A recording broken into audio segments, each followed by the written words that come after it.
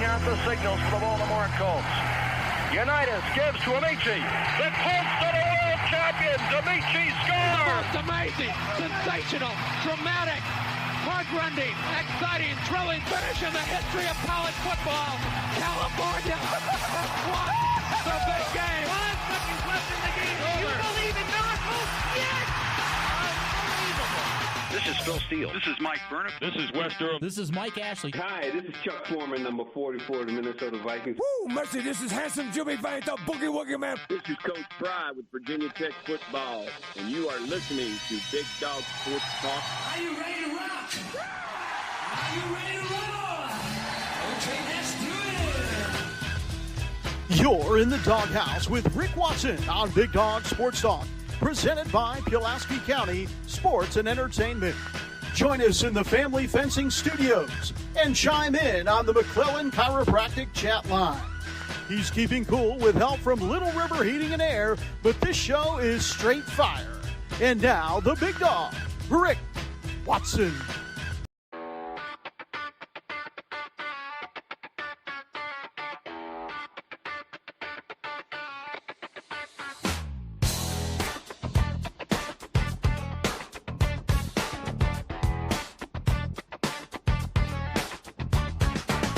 Rick Watson's got the mic, he's the big dog king.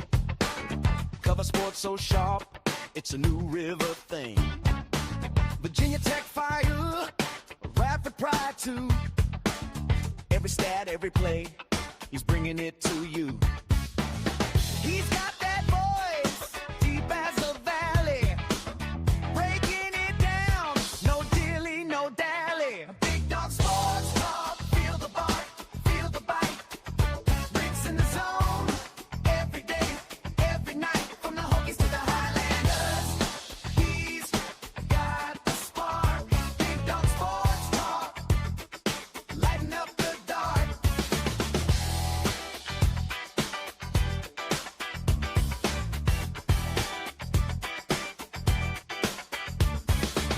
He's got the scoop, faster than a sprint. Calling plays like a coach, every word's a hint. From the courts to the fields, the stories unfold. Rick's play-by-play, worth its weight in gold. With a laugh and a growl, he'll pull you in. Big Dog's podcast, let the games begin. Maybe lots of growling today with this voice. How are you?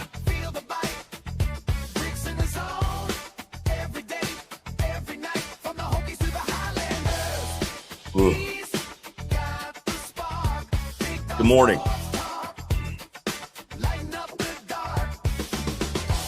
I apologize in advance for my voice. Everything kind of hit pretty hard with this, whatever I've got going on. Coming back from calling the game last night, we'll do this as long as the voice holds out today. Andy Bitter and Dwight Vick scheduled to join us. I hope that's not too offensive. We'll do the best we can.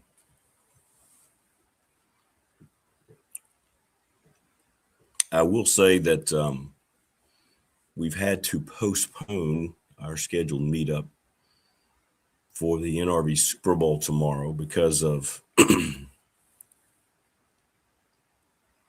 the fact that Radford had to move the entire Big South, and most of probably college basketball in the area are going to move their games from Saturday to Friday. So that's what we have done at Radford.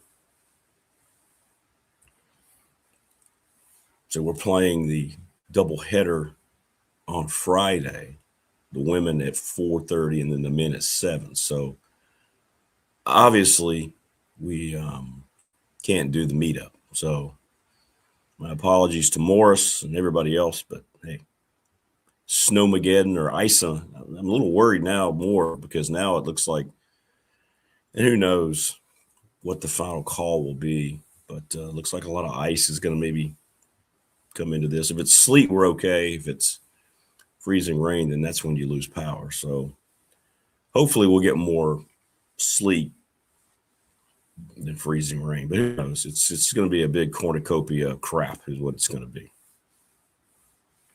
Good morning, Prometheus. How are you? Thank you. Appreciate it. What's up, Knicks fan? Hello, Bronco.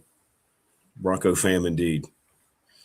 We're going to need to unite as a fam behind Jarrett Stidham on Sunday. What's up, Morris?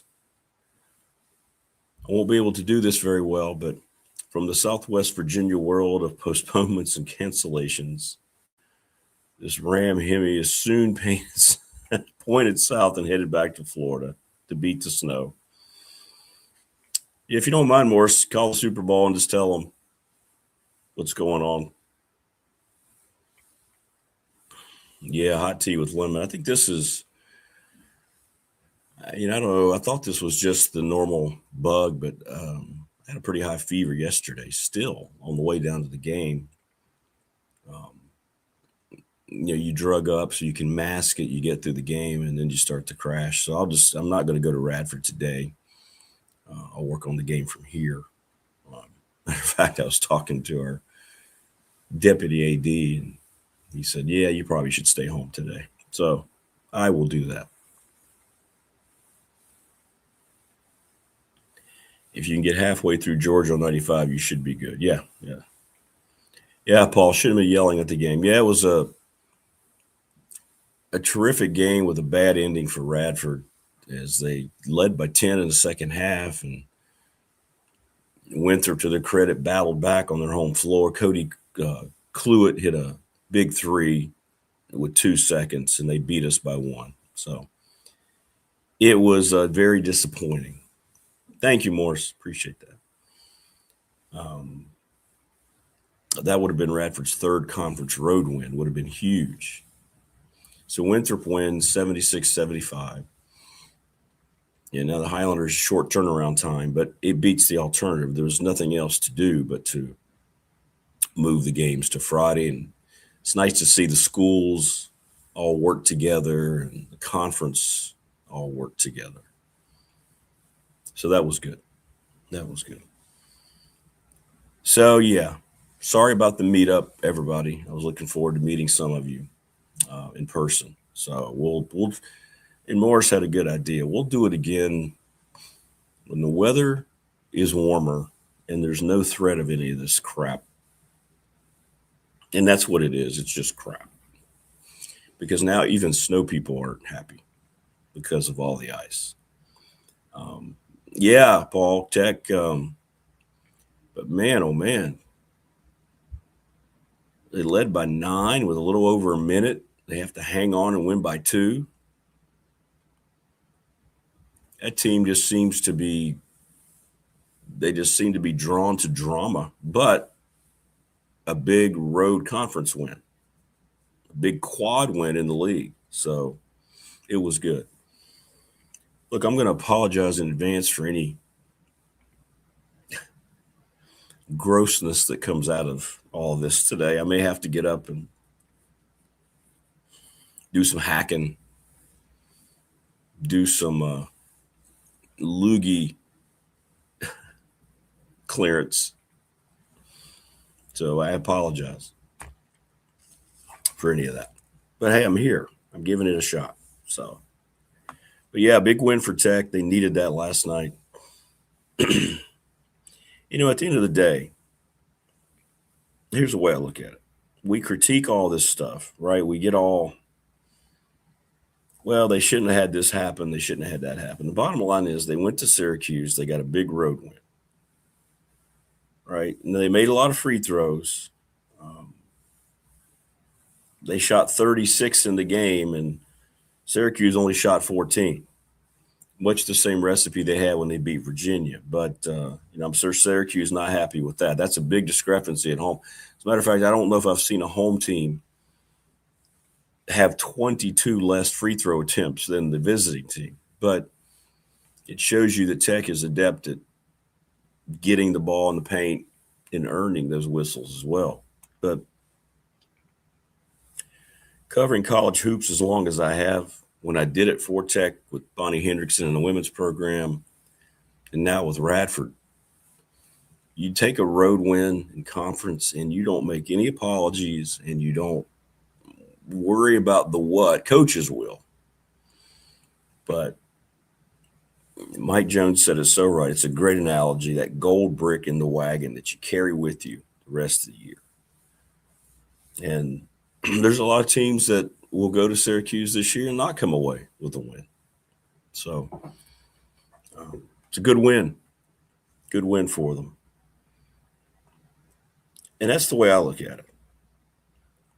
And, it keeps Tech now. Let's see, they're 4-3 in the league. So they're in a good spot. And I don't pay attention to these. Is there anything more worthless, by the way, don't you hate these first four in, first four out crap that we get from Lenardi and all these people? And we're in the middle of January. We're just getting conference play cranked up. They just want something to put in content. I saw one the other day that said Virginia Tech is one of the first four out. And I'm like, it's just ridiculous.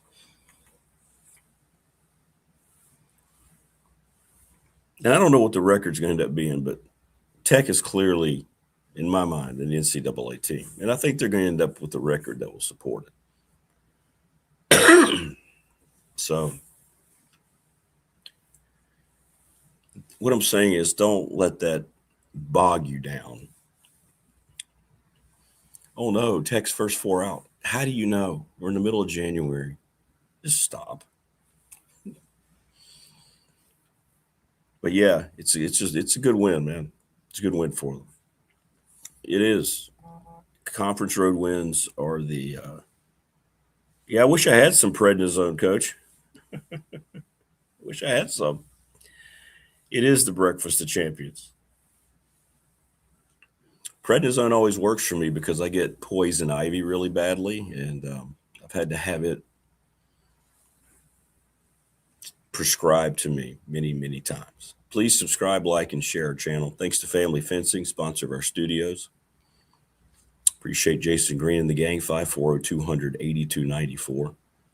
Mark Hunley and McClellan Chiropractic, sponsor of our live chat. So, yeah, we'll be double headering it tomorrow night with the Radford women and men. Thanks to Pulaski County Sports Entertainment, the presenting sponsor of this program. And, of course, made the big announcement that they've teamed up with IHRA. I'm going to try to get Jonathan on here next week, talk more about that. Little River Heating and Air, 295 Radford Street in Christiansburg. Thanks to Charles Lee. The attorney, Ryan Pry. We'll have the reveal tomorrow, as long as the voice holds out. 701 West Main Street. The items from the grocery, I'm getting some good answers. The items from the grocery store that you would get in case of the Snowmageddon that we're getting, or Ice-mageddon, Mixture-mageddon. National Bank member FDIC, the exclusive banking partner of the program. Professional Door Incorporated, Travis Williams, sponsor of our text line at 540-391-0788. And the Ready Set Fund, ReadySetFund.com. That is Bob Chris text message that they will help you create to help you raise money for your organization as they help Floyd County softball. Thanks to the NRB Super Bowl. Sorry we can't make it tomorrow with the schedule changes. 382-5525. You can still go enjoy their glow-in-the-dark bowling from 11 to 1. And Lawson's Mobile Home Supply since 1997. James Lawson, 540-381-8011. And Brandon at Top Shelf Apparel. Oh, very cool.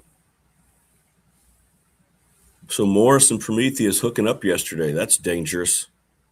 If anybody has any spare prednisone, I'll shoot you my address.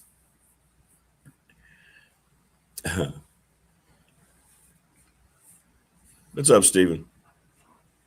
Well, you're too kind. Some of Rick is better than no Rick. Good morning, Opal. How are you? How are you? I am playing through the pay. I'm a gamer. I'm a gamer. Got yelled at by a Tech fan in one of the messages yesterday. They thought Till and I were picking on Tech. We were just discussing what happened with JMU. I don't think we're picking on them. It is what it is. Driving down the road, I'm like, oh my goodness, I'm getting yelled at. Sorry, guys. Again, this is going to be one of those days, man.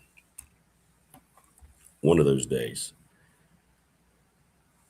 But we all go through it, right? We all have this stuff, and it's strange. I usually have a really good vibe on, how I'm feeling, what I've got going on. But this kind of took me by surprise a little bit. I thought I was coming out of it yesterday on yesterday's show. Good morning, Tina. How are you? Good to see you. Thanks for stopping by. Ooh, we got 2 peepettes in here. I like that. Ask the First Lady Opal for the remedy. Opal, what should I do? You have any prednisone? But I thought this was just what other people had gotten for a couple of days. And as I was driving to Rock Hill yesterday, it was a nice day, right? And like today's going to be a nice day, and yet we're going to have all this horrible weather. Opal says, you sound like you feel bad. I do. You need to go to the doctor. No, I don't want to. I don't want to go to the doctor. I think you have the flu. I hope you feel better. Yeah, I do believe I've had the flu bug. But then, like yesterday, I could just tell, I was burning up. And got through the game, started to come back, and then I just started getting rid of a lot of phlegm, things like that. So this has hung on longer than I thought. So I don't know if I have a different version of it. Who knows? Will urgent care give me prednisone? Rick is a gamer. Man of steel. Well, he's a man of illness this morning. And I'm glad that Corey, our deputy AD, told me not to come in. I always hate. My biggest thing is I don't want to get anybody else sick. And we got people with kids and down the hallway, and I just don't. So I can work from here and prep for my game tomorrow. But a smart decision by the league. And I know we were on it early at Radford. We were on this thing early. We started talking about this on Tuesday. Just, hey, look, this is probably not going to happen. Go to Hannibal Carter's and get some bourbon and make you a hot toddy.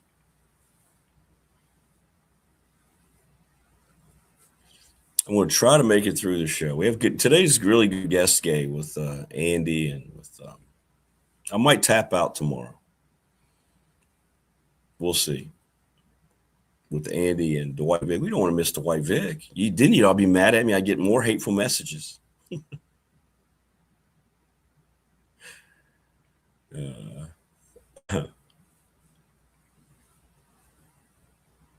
What does that mean? Give no prescription.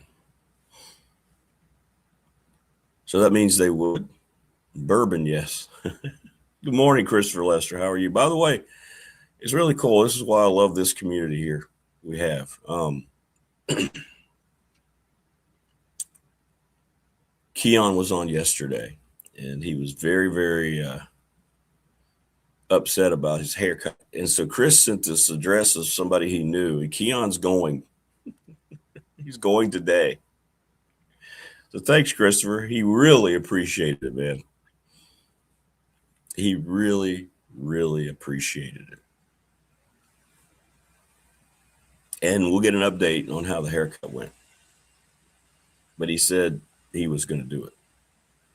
Oh, okay, that's what I mean. They will prescribe. Okay. That'll be only $7,000. Thank you. We are fam. Thank you, Christopher. But it was funny, though. Keon was generally concerned about his haircut. You could just see it. He talked about, how many times did he mention it? 4 or 5 times? But he even said that. I sent him that message from Chris. I just copied and pasted it with the address. And he said, the BDST fam comes through. So that was cool. That was cool. So again, our apologies about the meetup, but we are now playing basketball tomorrow night. Now, many people asking me, I'm not a meteorologist, on the professional door text line. I did try to look it up. It looks like to me this thing's becoming more dangerous, this storm, because it looks like it's going to incorporate more ice than what people wanted, what any of us wanted. I haven't seen Myatt update it. He says there's going to be a lot of snow with it, but as long as we have sleet, we're okay. And what I mean by that is sleet is good in terms of the worries of power outages. Freezing rain is the worst thing for power outages. I learned this a long time ago on the farm, but because the freezing rain obviously is what builds on tree limbs and power lines and snaps them in two. So if we get snow and a lot of sleet, I know it sounds bad, but that's what you want. It doesn't accumulate as thickly. There's not as much thickness. I don't think thickly is a word with sleet as there is snow, but it's not nearly as detrimental. The only thing I really worry about with this whole thing is power. If you lose power and then everything gets bad, you're screwed. And I know I don't have a generator. Don't yell at me about that. But the big thing I'm worried about, I hope I start feeling better to be able to shovel out of this mess on Sunday. Everything's going to be shut down on Monday. I guarantee you schools will be out here locally until middle of the week next week. At least. Yeah, the cold is just not going to help at all. What do we got? That's what. Yeah, temperatures barely in the 30s overnight, just bone chilling cold. Even on Tuesday when the sun comes back, it's only going to be 28. I mean, anybody who, I'm sorry, if you like this time of year, anybody who subscribes to winter, I don't understand.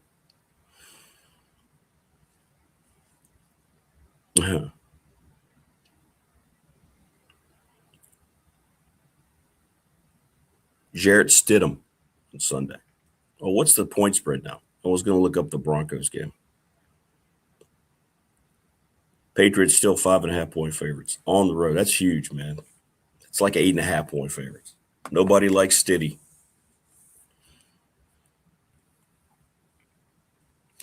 Moore says, can't believe with all the people you know, Rick, you would let this happen. I know. I blame myself.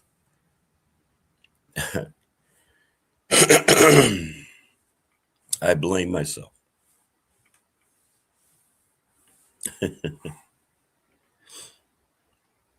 But yeah, disappointing game for the Highlanders last night. Played well. Del Jones is best player in the league right now. 25 more points last night. The problem is Radford didn't get enough support.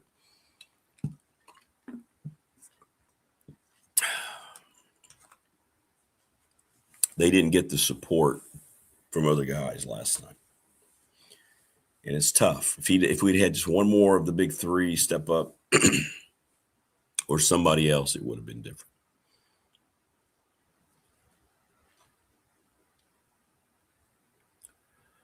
Yes, the negatives by far outweigh any of the positives. I do subscribe to like a first, if you get a decent 3 or 4 inch snow, that it does kind of cleanse the air a little bit, germ-wise. But this is different. I mean, this is way too much, and now we're going to have ice and sleet. So, yeah, the only positive my wife could give is that it's pretty.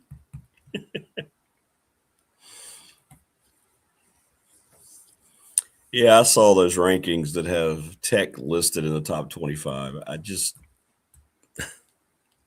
okay.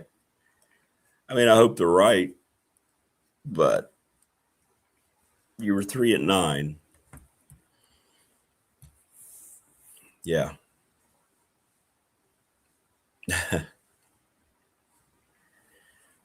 Yeah, I think the way it's going right now, by the way, if I make it through today and we get through Andy and Dwight, I probably will punt tomorrow.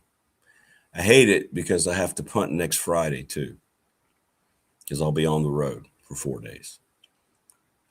But we may make that up with some special short videos that I can put up on the channel too while I'm traveling. But I think tomorrow it'd probably be best if I didn't do this, save everything for the game that I have to call tomorrow night. The early rankings are strictly for clickbait to make money for these sites. They get paid from advertisers for the amount of clicks, and everybody who's a tech fan saw that. Anybody who sees their team ranked, oh my goodness, let's click on this. That's why they do it. They don't have any clue. Can't do it. Yeah. I am not going out today. And I've never gone to Starbucks and ordered anything for me. It's always for somebody else. Yeah, the same rankings that had Penn State, Clemson 1 and 2 last year. So don't. Sad part is I saw tech fans like reposting it saying, oh, we're so back. I'm like, just stop. Just stop.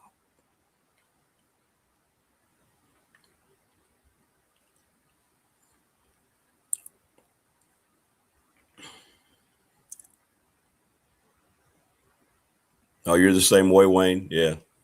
Yeah, I've never gone in, and I never will because I don't like coffee. I love the way it smells. I have tried it, so it's not like I just haven't tried it. I've tried it on 2 or 3 different occasions. I remember when I was doing the games for Virginia Tech women's basketball and that Sweet 16 team. And I became pretty close with our point guard, Lisa Witherspoon. Spoon and I still talk regularly. And don't know if y'all remember that team. Such a fun team. They dominated everything. That's when the men's team was coached by Ricky Stokes. Amy Wetzel. Man, what a backcourt. Anyway. So the Spoon, and she's always the Spoon. I always call her the Spoon or number 10. I never call her Lisa. Or Spooner. Lately, I've been calling her Spooner. We're going to get her on here, by the way. And she said, I guarantee you I'll get you this at, I think it was a Starbucks or a coffee place. And it was a coffee. I think it was a Starbucks at an airport. We were traveling back.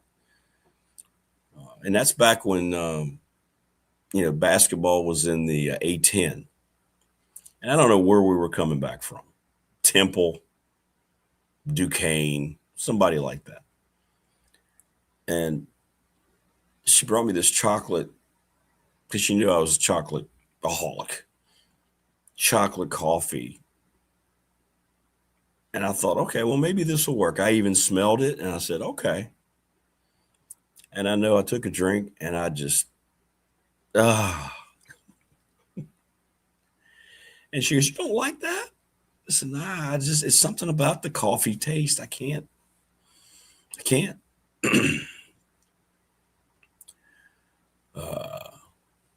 Yeah, so my coffee is my diet Pepsi, yeah. See, Wayne, you and I were separated somewhere along the line. But I can't make myself like coffee. It's funny when I talk to Spoon, she'll go, you drinking coffee yet? No. But I need to get her on here. We'll do that. We'll reminisce about those days. I need to get Coach Bonnie on here too. That was a lot of fun.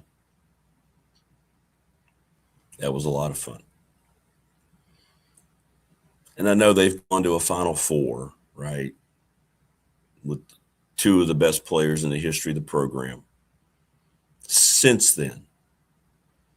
But Bonnie was the one who set the standard for that program. I think we would all agree. And that team and what they meant to the community around Blacksburg, Virginia Tech, the New River Valley. You know, the only things like that can only happen once. Now I know, look, Liz Kitley and Georgia Moore, they were stars, right? But man, I'll tell you what, that first team, 98, was very, very special. Very, very special. Yeah, I do. Chad Hyatt. Hey, Chad, I'm really sick, by the way. What kind of a trainer are you to let me get sick like this, Chad? You know what? I'm going to work on that. I don't know when it'll happen. I'm going to see if it'd be great to have Bonnie and Spoon on here at the same time. I think I'm going to do that. I'm going to see if I can have them on. Now, how much fun would that be? Yeah, it was 28-3, and they just kept winning. They just kept winning. I'll never forget. I got accepted into the team. They had all right, so we were early in my tenure there, and they'd had a really bad experience with their previous radio guy. I don't know what happened, something, but anyway. And I remember we played down at Duke. Now, Duke was nationally ranked. They were in the top 5 in the country at the time. And we traveled to Duke. And I remember in the shoot around, Bonnie called me over in the circle after practice and made me do the hokey pokey, which, you know, the team was clapping. That meant I had been accepted into the team. Then that same night, sure enough, we beat Duke on their home floor. And, you know, if you've been to Duke, if you've been to Cameron Indoor, there's only one place to broadcast, whether you're radio or TV, and that is up in the crow's nest. They don't have anything on press row because Krzyzewski killed that. That's exactly right, Hokey Bob. That's when the ladies would outdraw the men easily. And I remember Gary Wheat. Gary, if you're still out there, hey, man, great SID. Red-haired guy, great dude. He was my roommate on the road. And I said, hey, look, we're up here, man. Tell Coach Bonnie she doesn't have to climb up here, you know. If she doesn't want to, we'll cover her on that. Well, I'm in the break after I come back and I do the stat wrap up, thinking, okay, well, I look up and here comes Coach Bonnie. She with her high heels and her skirt, she's climbing up. And I thought, you know, this is what it's all about. This is what it's all about. And she came up. She goes, you think I was going to miss this post game with you? She knew what a big win that was. She knew that was going to potentially propel that team. And it did. And I remember all the Duke fans. Now, it was a big crowd. It was women's basketball was just starting to really explode collegiately onto the scene. This was, you know, well before the last 5 years. Caitlin Clark. I will give the explosion of women's basketball in this area strictly credit to Bonnie Hendricks. And it was a great moment. That was a great moment. But yeah, it'd be fun to have them on here. So I'll have to do that. Hokey Bob, how you doing, brother? Good to see you, man. Good to see everybody. A couple of text messages. One guy said I sounded like Lou Rawls. Barry White. Hey, baby. I would play the song, but, you know, I would get nailed for copyright infringement. Yeah, it wasn't a good exit, man. I was just heading out. Yep, losing Bonnie to Kansas.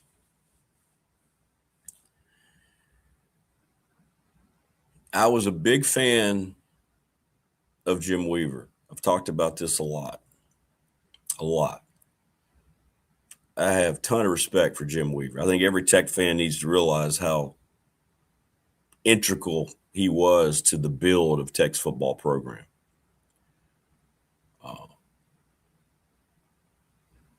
But he did not handle the Bonnie Hendrickson women's basketball situation the right way.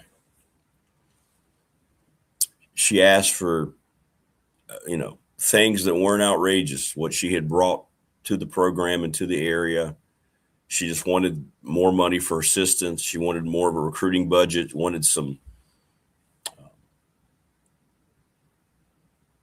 facility things, to see if they could get together with men's basketball, and she got turned down.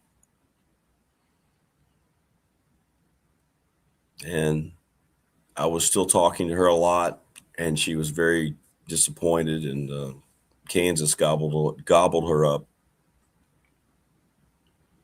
And never really happened for her at Kansas. And then she went out to Santa Barbara to finish up her coaching career, and she turned that program back around, got them back to the NCAA tournament. So, TLB. Yeah, that's right. They've won so much. Hi, I'm Mike Krzyzewski.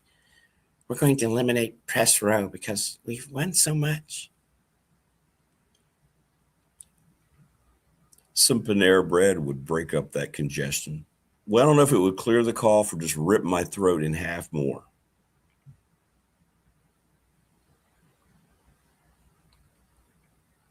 You go to Panera to be accepted in a post-game meal, share grilled cheese and soup. Well, no, we didn't. We didn't. It was a fun team, though. And I think anybody who's a Tech fan remembers that team for all the positives. Lost in the Sweet 16 to Tennessee and Shamiqua Holesclaw. Remember her? That was a really good team. And one of the best coaches interviews I ever conducted was with Pat Summitt. Pat Summitt, God rest her soul, was everything that you thought and heard she was.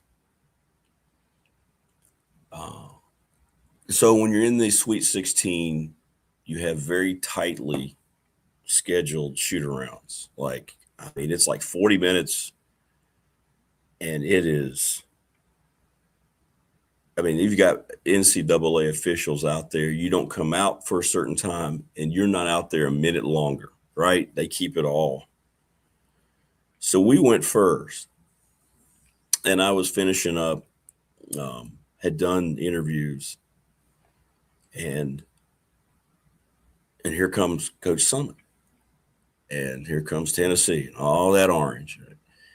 And I shook her hand and said, Coach, I'd like to be able to, can I talk to you for our pregame? We have a segment for pregame. I'd love to talk. Certainly, I don't know. You want to do it right now? I said, well, sure.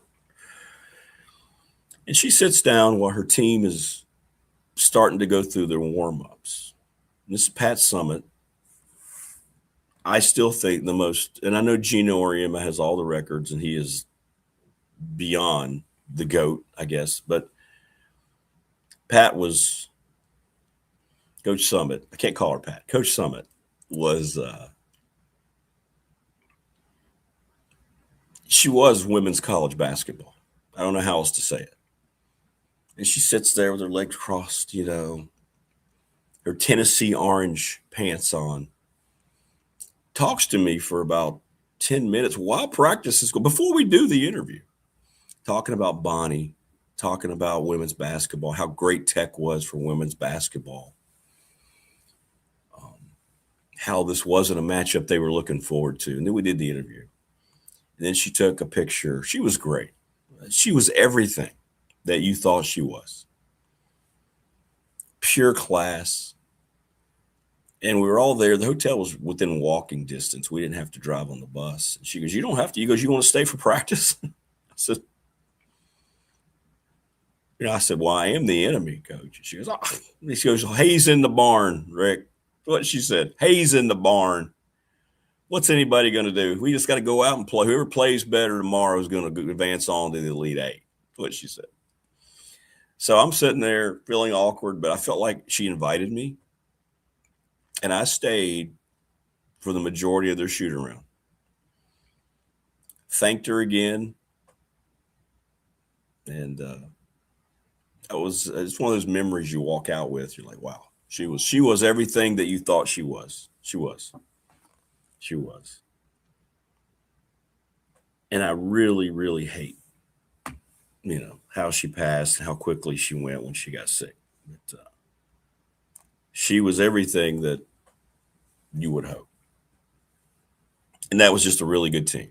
And Tech hung in there for a while, but Shamika Holtzclaw she was the truth in women's hoops back in the day. Thanks, Joseph. Yeah, man. Yeah, this one's been different. This one's been different. I think it's a little more than the bug. So what I will do, I'll monitor myself throughout the day today. And then if I decide to punt the show tomorrow, I'll put a post up on social media, on X and on our Facebook page. But I might do that. With the game tomorrow night, it might be better if I punt the show tomorrow. Yeah. Diet Mountain Dew for Coach Bonnie. You better believe it. Always. Always. Joe Mannon was her assistant. She had a great staff. Joe was an RU guy. So we kind of had an RU connection there too. Yeah.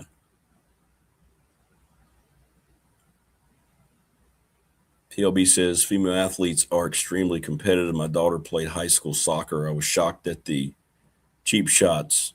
Yeah. I will say this, covering both, women's sports, most of the athletes, the coaches, they're very appreciative. They're very, like, for instance, who you compare at the time, I guess Krzyzewski, who was coaching at that time, Jim Calhoun on the men's side. I can't imagine either one of those individuals ever being as courteous and gracious as Pat Summitt. Now, I remember Coach Bonnie said, well, she was nice to you when we had our team dinner that night because she thinks they're going to kill us tomorrow. And that's what made Bonnie so great.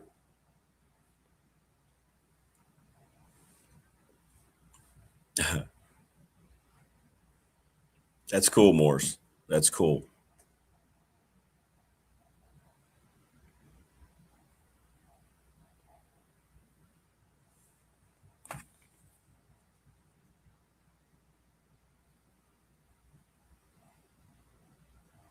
I don't know what's going on upstairs.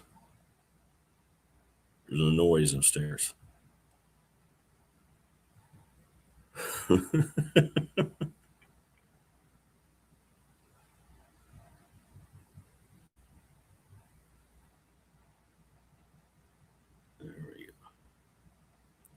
Hang on here. Andy Bitter, by the way, at 7.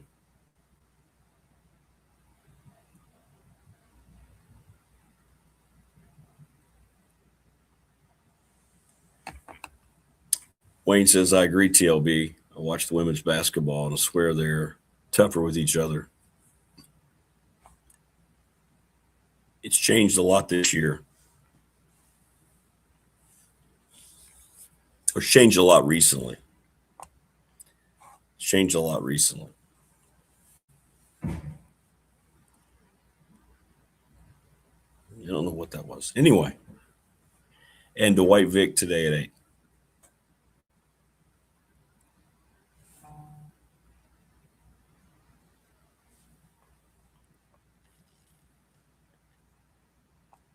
More questions about the weather. I don't know. I mean, I always hope that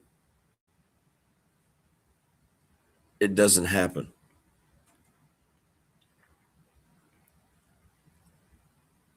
But I think we're going to get some pretty horrible weather.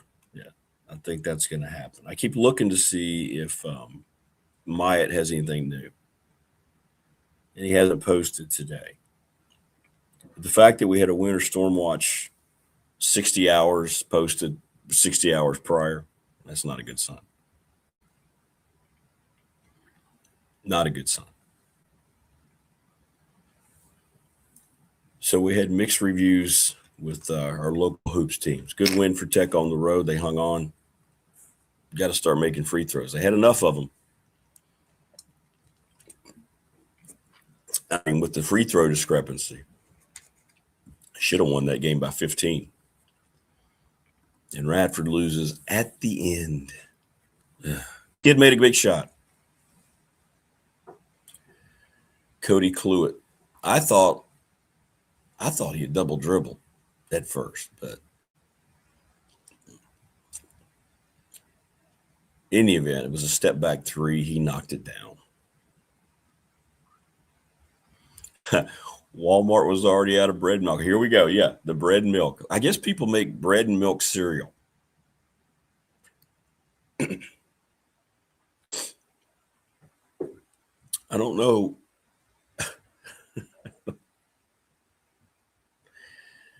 There's so many more things that I would buy at the grocery store. That's why we asked the BDST fan question of the week.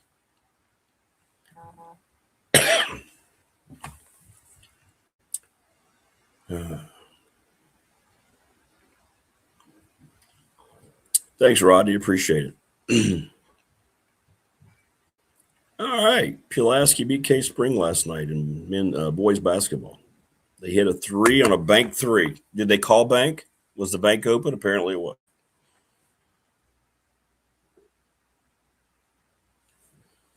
Yeah, I wasn't sure either way. And I saw it later, and it didn't really look as bad as it did live. But it looked like he had lost the ball and dribbled it again. And that's a double dribble. But it happened so fast. And what had happened, it happened in the same motion where he did the step back. So I think it was probably hard to call. I'm not saying they missed a call at all. I mean, the kid, that is a gutsy shot. Yeah, the National Bank was open for Pulaski County. So I don't want people to think I'm complaining about that. I just thought, naked eye, I thought he double dribbled. But when I saw it too, he's in step back mode at the same time, exact same time. So, in any event, that's where we are. Bread, milk, and eggs, people making pudding, Thunder says.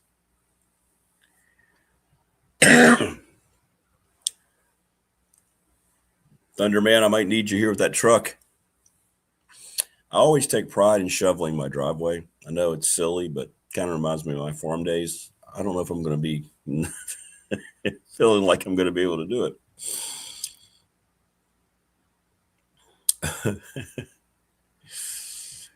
Like, as long as the power stays on, people are okay. Because there won't be anything moving on Monday. Monday will be the dig out day.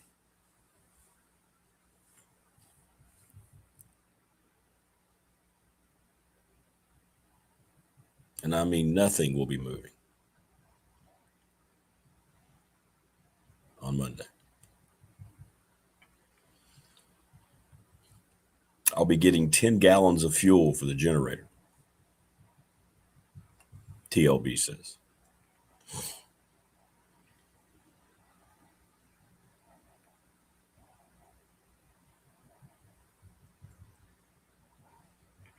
Yeah, 19 turnovers last night. Islanders could not protect the basketball. Yet there they were because of Dale Jones. In a position to win that game. He's playing so well right now.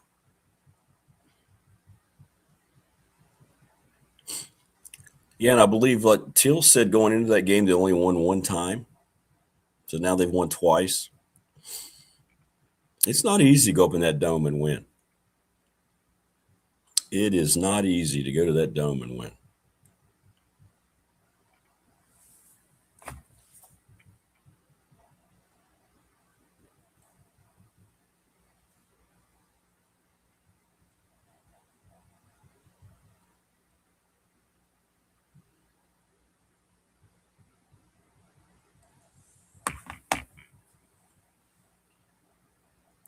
Opal says she loves hot tea with creamer.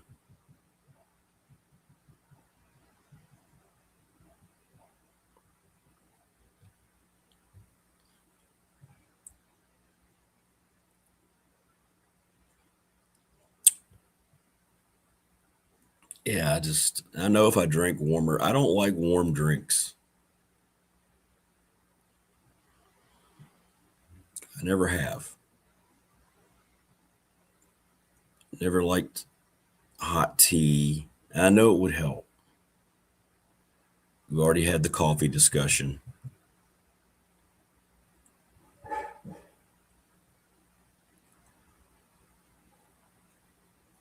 But I've never subscribed to the warm drink scenario.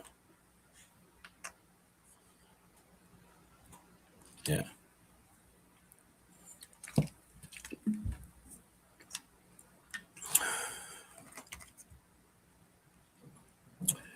No, I don't mind sweating, but I've never enjoyed that. Is texture a good word?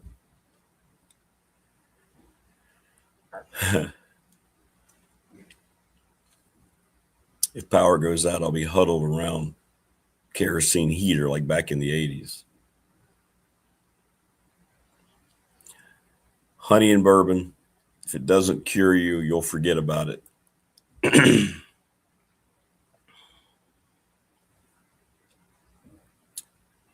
I don't think Wayne Panera soup would fix me up. No. Might cause other things, but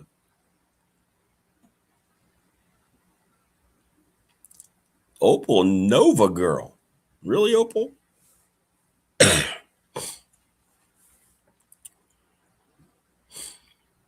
That's cool. That's cool. It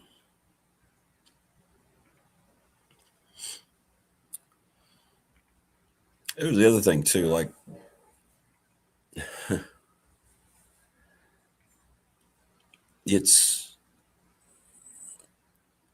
I got like the chills pretty bad. And I mean, the house is warm. Like down here, I've got, everything's fine. But I feel I got that going too. Yeah, we got Andy Bitter here in a few minutes and then Dwight Vick, which is the main reason I came on today, because of Andy and Dwight. I'd say right now, probably a 75% chance I'm punting tomorrow's show, unless things just break free, and I'll let people know.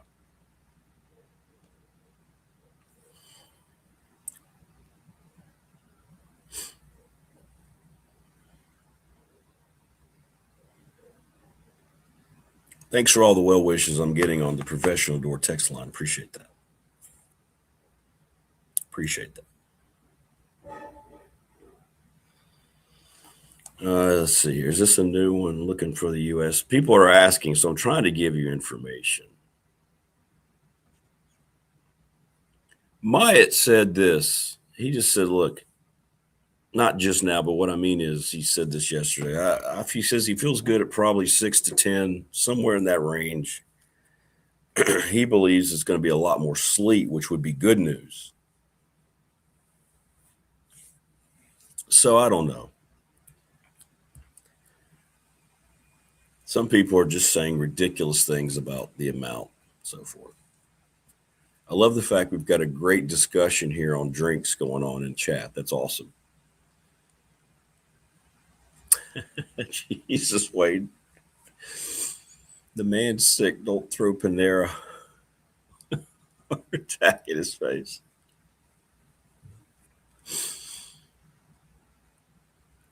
Opal does not like flavored coffee. Yeah. The price is there too. I saw they closed a bunch of stores a couple months ago, didn't they? So Opal, what do? Is it just strictly like black coffee with maybe some cream or sugar? I'm always curious what people put in their coffee, because I think you put so much stuff in your coffee because you know it's not good. So what you're doing is you're trying to mask it as much as possible. It's kind of like, I don't know, sitting down and convincing yourself that eating a salad is going to be satisfying, when all you're doing is lying to yourself and to your digestive system, which is why you put all that dressing on it, which is why you put meat in it, which is why you put fruit, anything else. All right? You're trying anything you can to actually make it acceptable that you're eating that.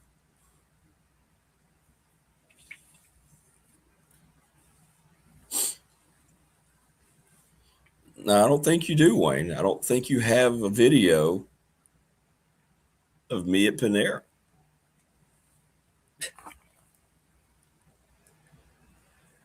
The attorney, Ryan Pry.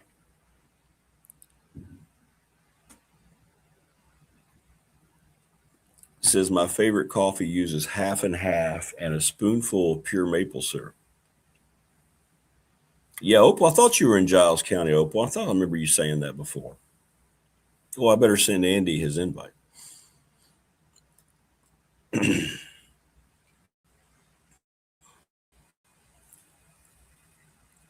Almost forgot to send the invite. Thank you so much, Chris. I appreciate just got your text message. I'm trying to get through today. I think I will shut it down tomorrow. That's the way it seems to be trending right now. All right, so I just sent Andy his text message.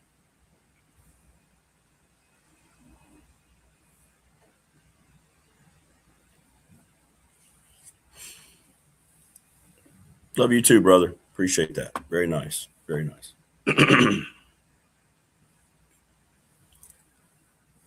Jeff says a friend of mine used to say about salads, if I wanted to eat rabbit food, I would just eat the rabbit. Remember Ron Swanson said that whenever he was approached with salad. Yep. But thanks, everybody. I appreciate it. Appreciate everything. As we head into hour number 2, we welcome in our first guest. There he is. He's Andy Bitter from Tech Sideline. What's up, AB? How are you? I'm pretty good. How you doing? We're hanging in, man. Battling this flu thing. But hey, we're here. We're here. I've been there many times. You were there. I'll be there probably shortly, I'm sure. I usually get something in the winter. I know, man. I know. Well, heck, you battled through. It was a couple weeks ago you were battling through. That was around Thanksgiving, yeah. Yeah. Fun. No, but you got through it. Well, what do we got? We got bios from some of these tech guys now. More guys coming in yesterday. I thought the portal was closed. I see guys jumping in the portal all over the place. There are no rules. What's going on? It's anarchy. Well, it was closed. The last day to put your name in was on Friday. And then they have 48 business hours to process it. So it had Saturday, Sunday, holiday, Monday. So then you have Tuesday, Wednesday that guys can still go in. Okay. Plus, it seems that even if you have a contract, you can break it and go into the portal. And so, no, there doesn't seem to be any rules. But, you know, I kind of wonder why there even is a portal in the first place. Like if you get to spring and I go, I'm unenrolling from this school and then I'm going to enroll at this other school. Can anybody stop you if we're all just regular students here? Like, isn't that the argument that they make for this whole thing? So that's a good point. Yeah. I don't really know what's like the portal is something to facilitate this whole thing. I don't know what stops people from doing that if they want to unenroll and enroll somewhere else. Yeah, that's a great point. Yeah. How is it different? Yeah. That's true. It's very true. I hadn't thought about it that way. Well, and it's just, and we've talked about it ad nauseum, but it just keeps getting worse and worse. This whole Duke situation with Mensa, and it just, I don't know what's going to happen there. I'm not even sure exactly what's going on there with the multiple year contract and the Miami sniping him out. I mean, it's just, we're going to see more and more. It doesn't feel like we're going to see more and more of those types of things here in the near future. Yeah, I think you look at the history of labor battles in sports, and it's never clean. Baseball didn't just voluntarily give up the reserve clause until it got sued and went to court for free agency. The NFL had collusion suits against it, and different other things that open up free agency for that. So I think this is sort of the natural process that gets you to an end point somewhere. And I think part of the Mensa thing is like, oh, he signed a contract. It's like, what are these contracts? Anyway, they're pseudo contracts. Like they're trying to enforce employment terms on these guys without them being employees. And I think that's where they run into problems into this whole thing, and where, these lawyers will see a crack in the door and go, well, you're trying to enforce restrict movement here without them being your employees. How is that possible? So the Mensa thing is interesting because it's like, okay, so somebody signed a contract, verbally committed that they're going to be at this place, and then a better opportunity came along at Miami and he wants to go there. Okay, how is that different than what Manny Diaz did at Temple? He was Temple's coach for 2 weeks. Yeah. An opportunity at Miami came up. He left Temple high and dry. Yeah. And went to Miami. And how they do it? They bought out the contract.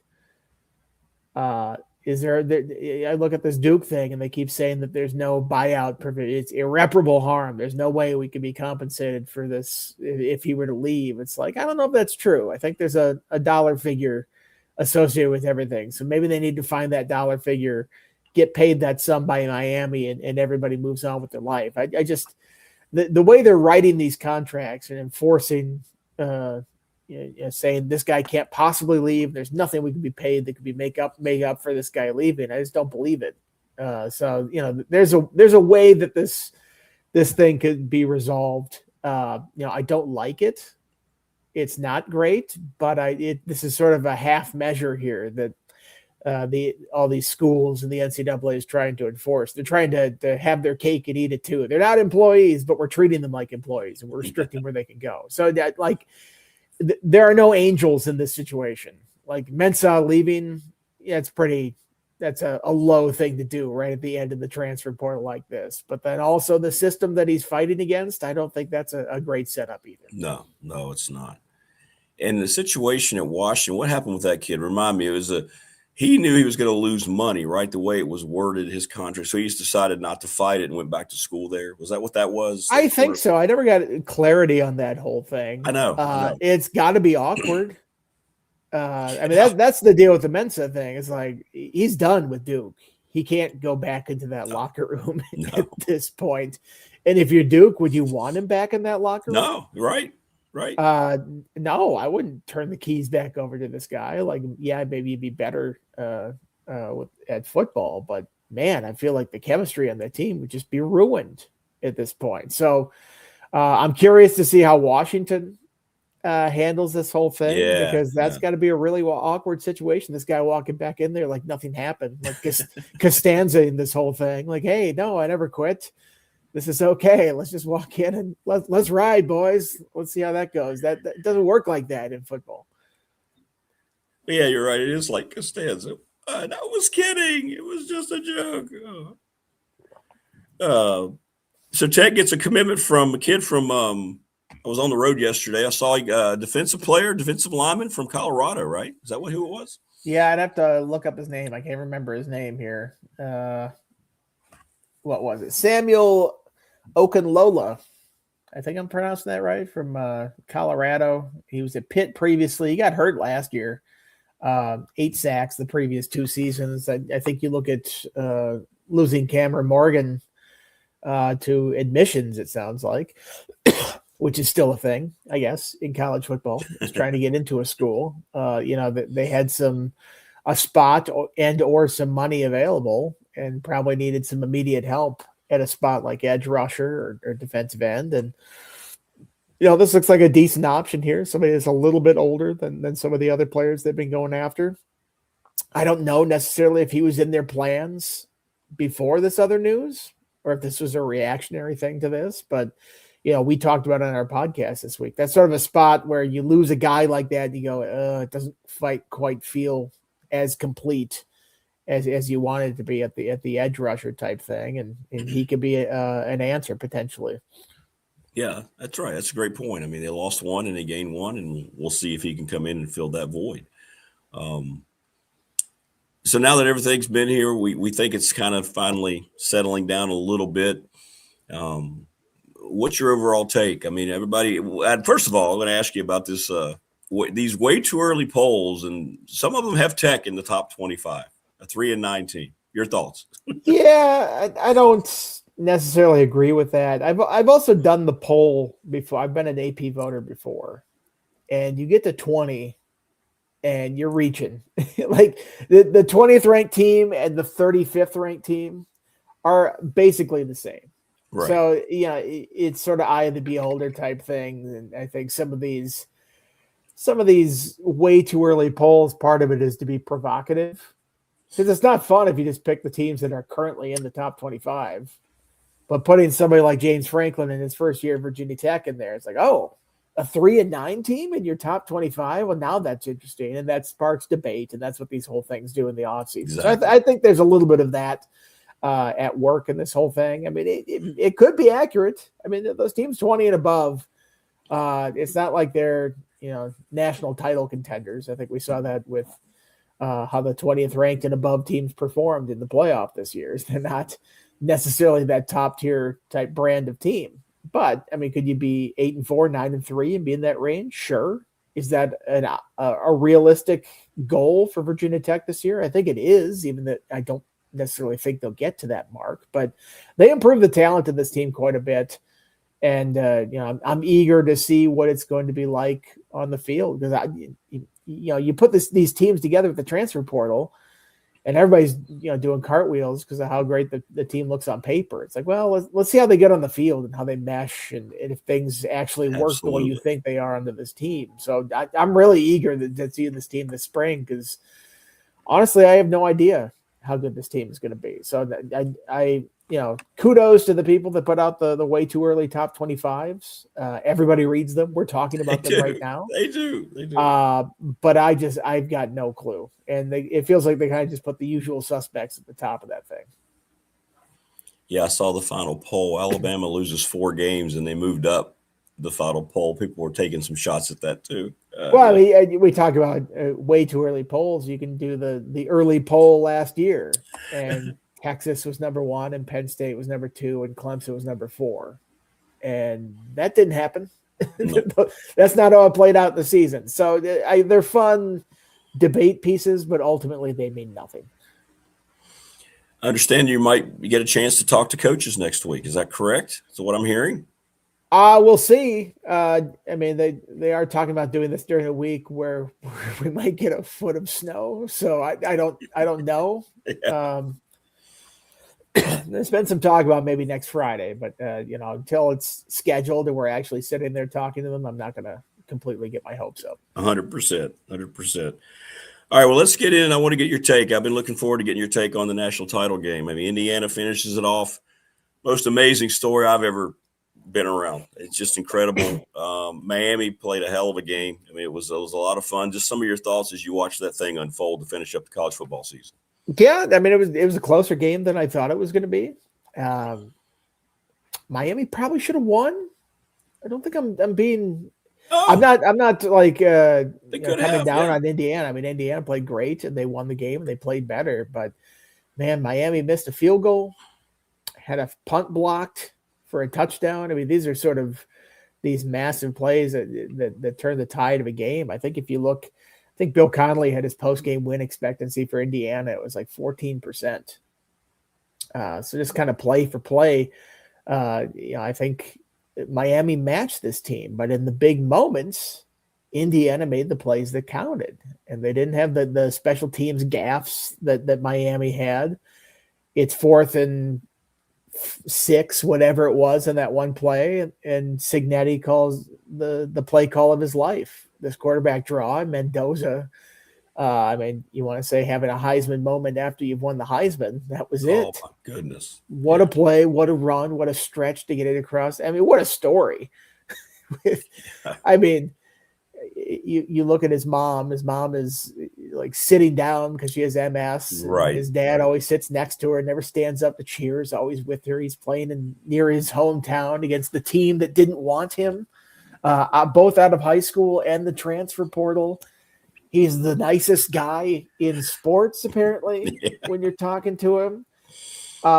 He makes that run, and they win the game, and then he drops the best, nicest, most polite F-bomb in the history of the world in the postgame, getting his team fired up. The story is incredible. I'm not sitting here like it's some Cinderella story. No. It's kind of like the actual Hoosiers story. Because if you know the actual Hoosiers story for that movie, that team was a juggernaut. They were from the sticks, but they were a juggernaut. Absolutely. They had the best player in the state, and they just rolled through everybody. It's like, well, guess what? Mendoza was the best player in college football this year, and that team just bulldozed through everybody. So, congratulations to Indiana. It's just an unbelievable. The program turnaround from 2 years ago was incredible, but this was no Cinderella. Yes. This was the best team in college football from Correct. start to finish this year, and they won the title. Yeah, that's a great point. The differentiation there. What he did with that program is the most amazing thing. Them finishing this is not, because they were the best team. And that run, you're exactly right. What a signature. What a way to finish your career. It was unbelievable. And they even got a reaction from Signetti, which you don't see very often. That's true. That's true. He did smile a couple times in that game. So now they finish this off. I don't know what it's going to look like for them. Should be an easy choice for the Raiders on draft day. Just hand them the card. Don't do the 10 minutes. Just here. Let's just move on to the second pick.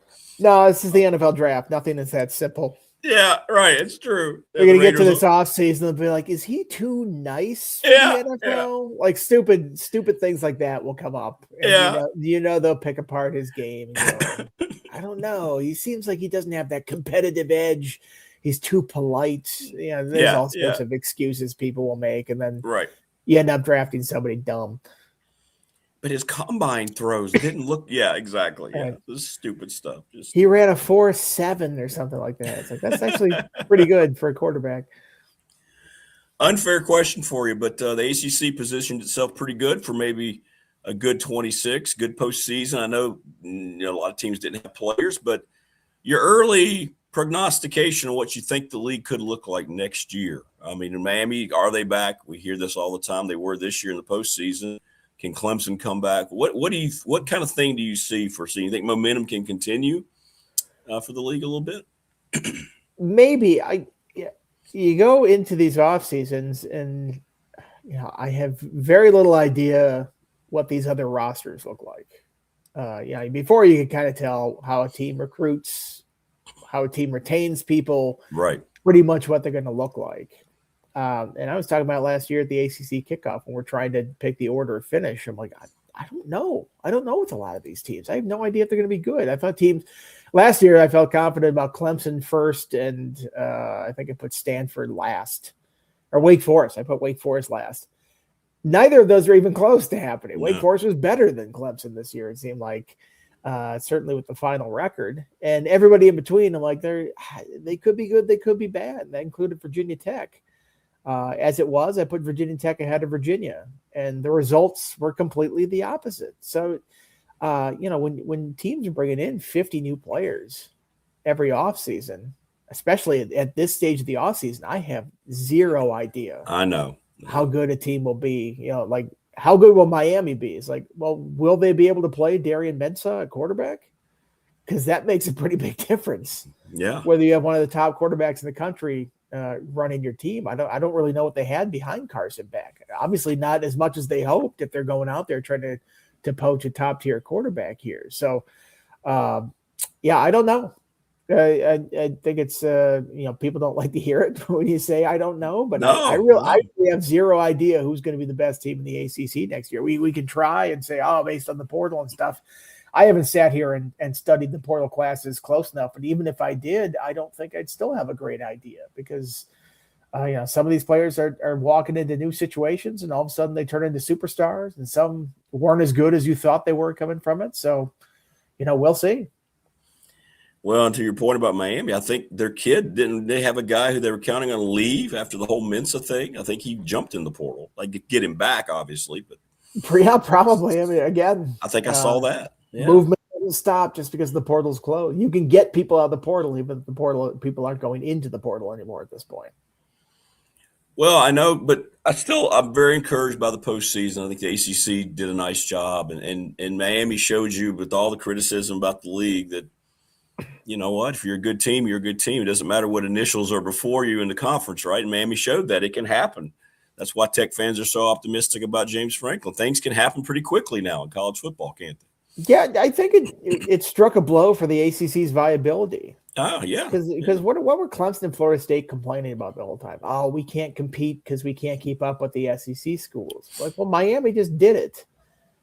And not only that, they cashed in on this whole thing because Florida State and Clemson stomped their feet about this stuff. The ACC changed how it shares its revenue. So now success is a big deal in how you get TV payouts. Miami got like $20 million from this postseason run, another 12 when you add in travel expenses, and they played in their home city in the championship game. There were no travel expenses for that round, essentially. There's TV viewership numbers now. Miami is going to be number one in the football TV viewership numbers. So if there's a delta of about $30 million from the top team to the bottom team in the ACC and what the payout's going to be, look at how much of an advantage that is for a team like Miami. That, are you going to get that in the SEC? You might get more money guaranteed in the SEC, but everybody gets that money. In the ACC, all of a sudden you have a differentiator. You have an advantage in this whole thing. And maybe that gets you back to the playoff and then you make more money again like that. So I think, unwittingly, because they were dragged into this kicking and screaming, the ACC has set up something that makes it viable for these top brands to stay in the league and perhaps not seek out the Big Ten or the SEC. Now, if the offer comes and the money, the TV money just keeps going up, and there's just no way to keep up for the ACC, then yeah, I think you have to go. But for right now, I think they've created a situation where these schools can stay and say, hey, we can compete for national championships. Well, let me ask you finally, is it probably going to be too soon to change? I know they've been meeting. I think it has to be by Friday about the postseason. You think things will stay at 12 this year and they'll start really pushing toward 16 next year? You see these reports that the Big Ten's trying to make it 24. They would prefer 20. I mean, just too much ridiculousness. But what do you think is going to happen? I've given up trying to figure out what they're going to do other than just say they're going to screw it up. Because I don't know who could look at this postseason and go, we need to change it. Right? Like, that was fun. We had a great Final Four. I think 12 seems right. There's still controversy on the back end. There's always going to be controversy on the back end. You go to 16, 17, 18, they'll be complaining about stuff. At 24, I saw the 24 team mock-up, and like Pitt was the last team in. Yeah. And I go, you know what? I think we decided conclusively during the season that Pitt does not deserve a run at the national championship. Right. I don't think we need further games to decide this whole thing. I think there's a limit. I could live with 16 if they don't do something zany, like give the top seeds buys and have a play-in, which I saw some bracket out there that did it that way. It's like, how can you screw up a 16-team playoff? It's the easiest thing to do. Sweet 16, right? I just do a straight bracket at that point. So if they go to that, I won't be upset about it necessarily. And you look at this year, this gets Notre Dame, Texas, perhaps Vanderbilt in the field, BYU, I thought, which had a case to get into this thing. Yeah, it wouldn't be the end of the world if they did that, but I'd be more content if they just left it with 12 because I think this is a pretty good setup. Yeah, 16, I'm with you. That makes sense. I could do that. Yeah, because FCS has done it, but don't try to look at 24. It's just stop. Just stop. Please stop. Right. But anyway, it's going to be like you said. I'd never have any. Isn't it sad that we can never have any confidence that people in power are going to make good decisions that are going to benefit anything in sports or anything else? Government, it doesn't matter. Yeah, there's always some bad actors out there that are making decisions that are purely selfish in this whole thing. There's nobody looking out for the overall no strength of the sport. They're always looking for what's best for their conference, and there's a lack of a central authority in this whole thing, and that's hurt college football in a lot of ways. That said, this was a fun season, and that was a fun tournament and a fun championship game, and more people are watching than ever. So maybe it's not as much of a crisis as we seem to keep making it out to be. Yeah, it's what the NFL keeps relying on, despite all their horrible decisions. Hey, look at our ratings. What are you going to do? Right? What are we going to do? Yep. All right, brother. Well, listen, thanks for stopping by as always. What do you get? What are you working on? I know you're looking on, hopefully getting to talk to the coaches. What you got going on at the sideline? Yeah, waiting for the coaches. Might take a look at the depth chart. Just try to throw something out there that I mean, it's a pure guess at this point, but got to kind of figure out what the lineup might be next year for this team. Oh, okay. That'll be fun. There you go. A lot for the peeps to look forward to. All right, man. We'll have a good weekend, and good luck surviving Snowmageddon.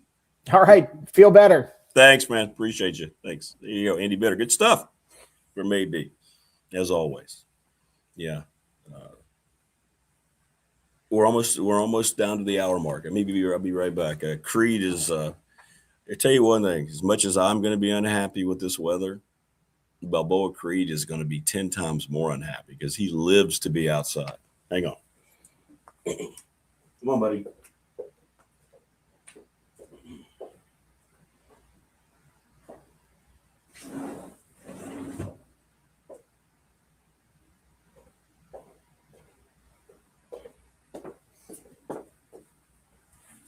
It's all right. I needed to kind of get up and walk anyway, so that's good. So I let him out and immediately seen crotch down in his hunting mode. He just took off running toward the hill. So I don't know if he's already seen something. TLB says I should call Coach Rags, Marty, and Coach Elmo. Go to bed and tell them to turn the lights on. Oh, that'd be great. That'd be great. Yeah, we're trying to schedule Marty and Rags now that football's done. Hopefully that'll be next week. But I'll keep everybody posted on that. Yeah, hang on. We're taking lots of beverages here.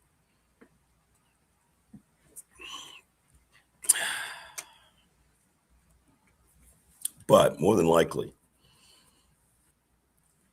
I won't be doing this tomorrow.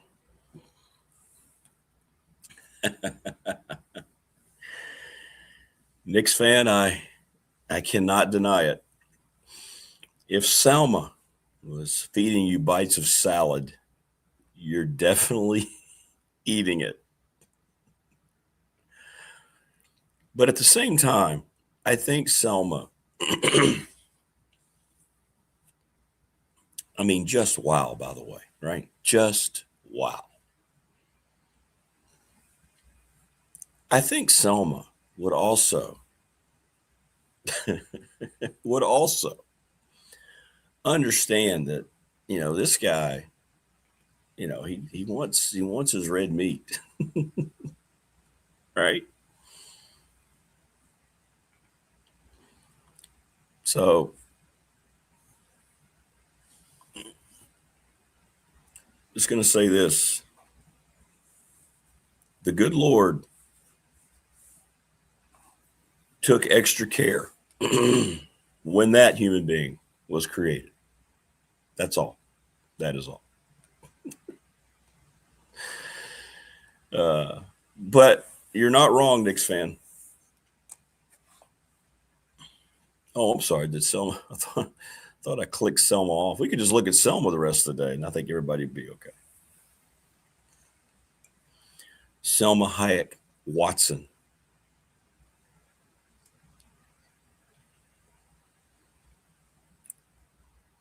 I love it. She just had a birthday. I think she turned 58, 59.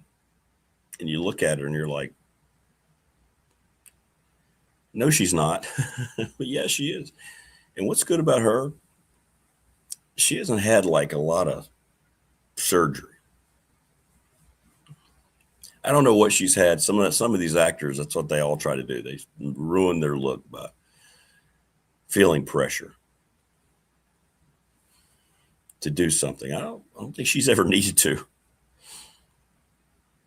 I bet she likes Reese's Cups. Probably so. Probably so.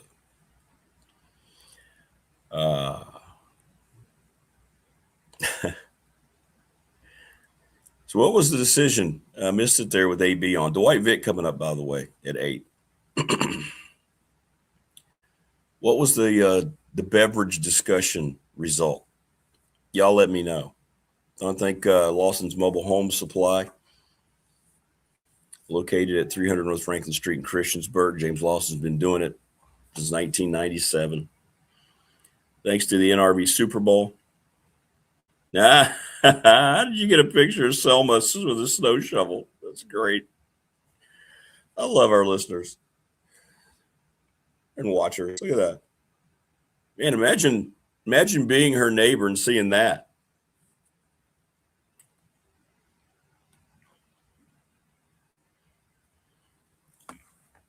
Thanks to the NRV Super Bowl, Terry Steichen Company, 382-5525. Sorry we can't make it tomorrow now. We'll be playing basketball. Brian says her 59 better than my 56.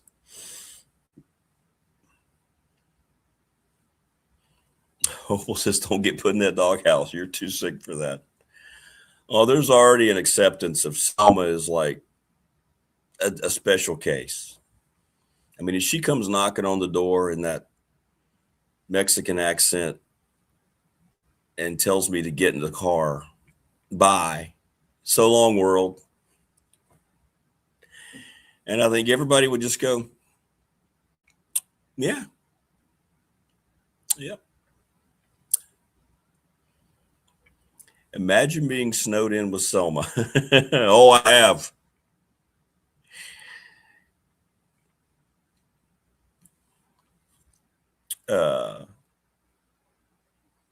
You'd be singing Let It Snow.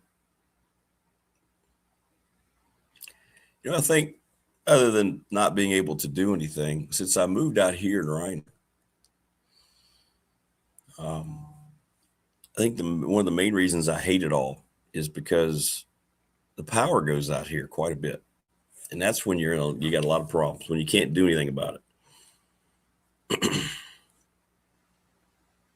It looks like Selma likes the snow. Thanks to Bob Chris and the Ready Set Fund, readysetfund.com. Read up on it and give Bob an email, bobchris11@gmail. If you want to raise money for your organization. Professional Door Incorporated, residential, commercial garage doors. Family owned and operated, 38 years in business right across from New River Community College.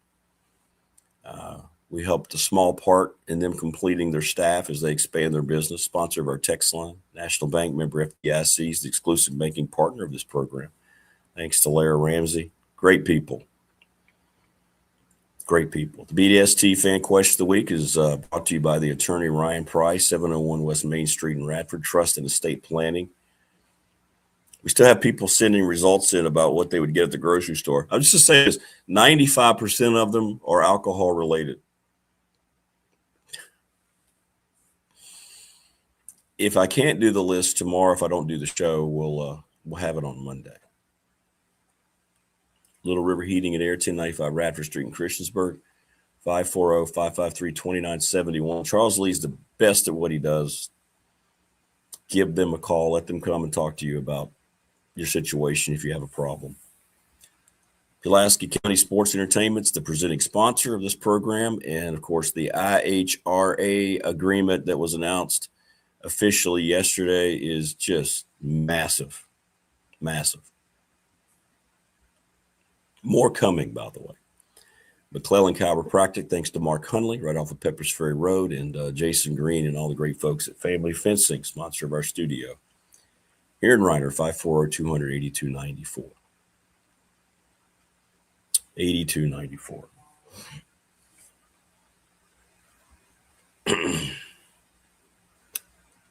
All right, let's get caught up. For me, the drink is Diet Mountain Dew. I like Diet Mountain Dew. I like that too.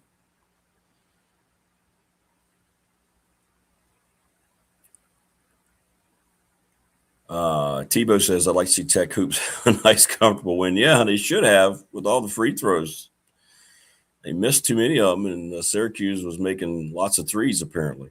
I was driving home from our loss last night, the buzzer beater, and I caught the end of it with Zach and Mike on the radio.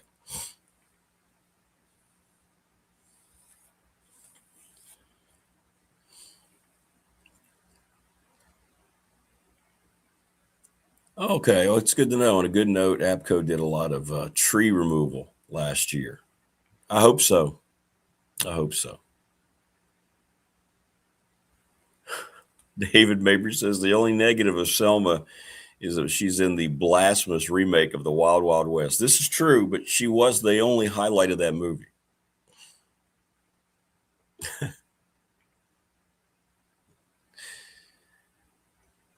Yeah. Oh, my goodness. There it is. You can't see it. He wanted out. I told you he took off. Creed. I wish I could turn the thing around here without. He's got a critter out here right now as we speak. Balboa Creed. I got the window door open. Well, not, I got the shade open. He's out here in the car park, and he is finishing off. It looks like a mouse. That quickly. I'm telling you, that dude has set a new standard.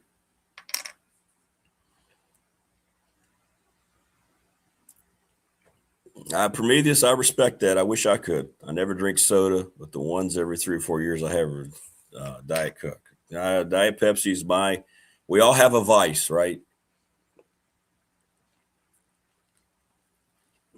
We all have a vice. It could be alcohol. It could be smoking. It could be food. Mine is my Diet Pepsi. It could be Selma. Whatever it is. Yeah, kill cam. Yeah, this would have been one of those days to have a small camera attached to his head or somewhere on his neck. It could be women, Tebow says. Yeah, that's right. When all you need is woman, not women. And what he did, he brought it in front here just to show me.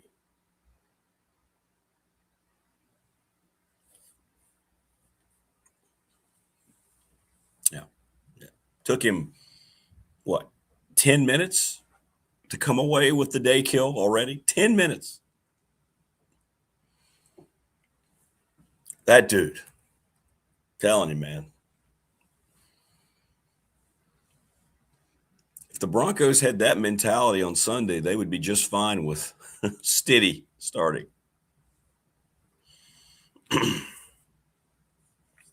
A true statement, Tebow says, right? Yeah, just one. You don't need to be don't make that plural. It never works. He's bringing me Possum 96er.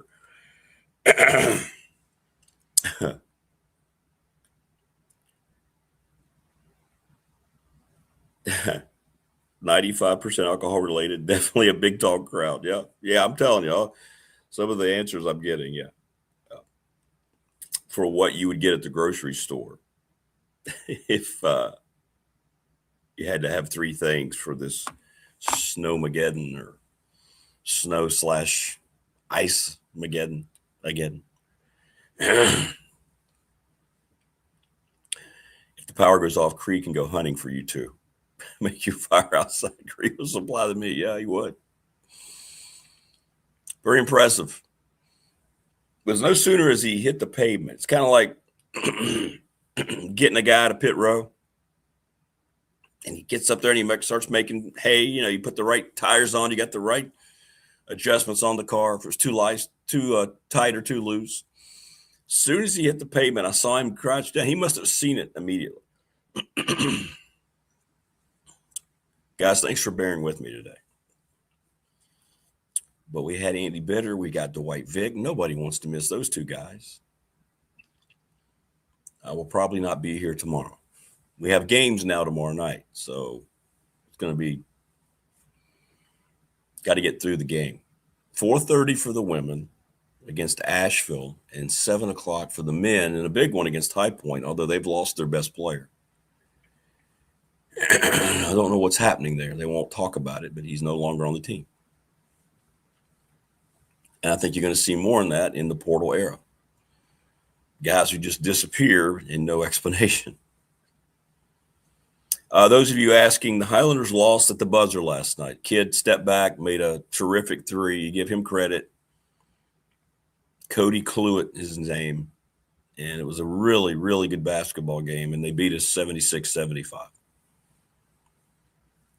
Dale Jones was terrific. Nobody can guard him one-on-one. He had 25 points. He was the player of the week. He might be again this week, depending on what he does on Friday.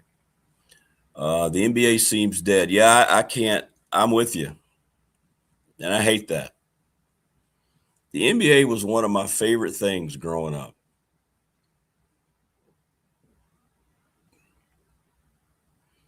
And it all started for me with Moses Malone. Because I didn't know much about it. My dad was a West Virginia grad, so he followed Jerry West with the Lakers and so forth. But Dad was really kind of a Celtics fan. But anyway, I didn't know much about the NBA, but I knew that Moses Malone was from Virginia. Petersburg, Virginia. And I said, oh, cool. He's from my state.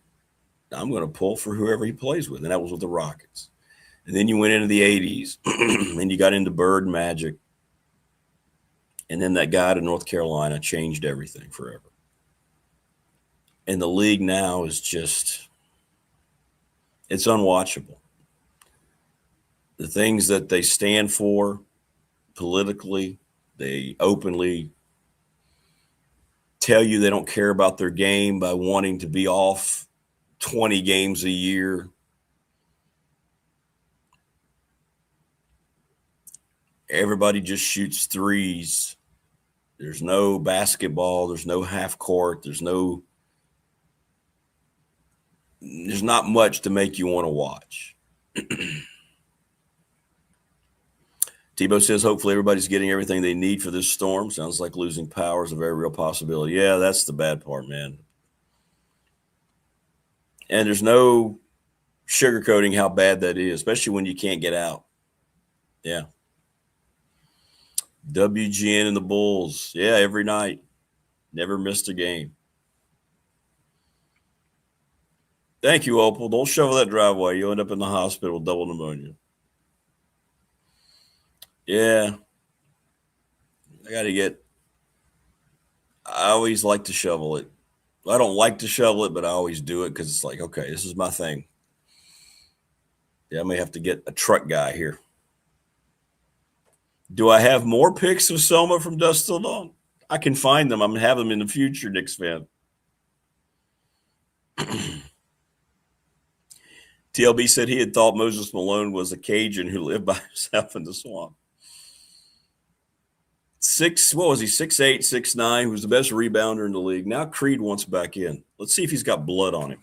I don't see the critter, which means it's now part of the digestive process. Dwight Vick in about 20 minutes. So hang on, bear with me here.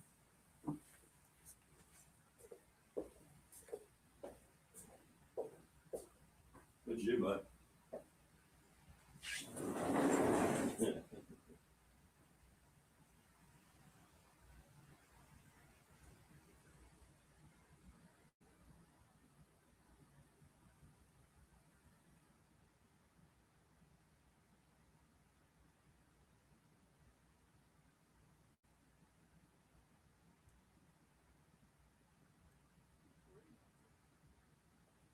All right, buddy. It feels great out there.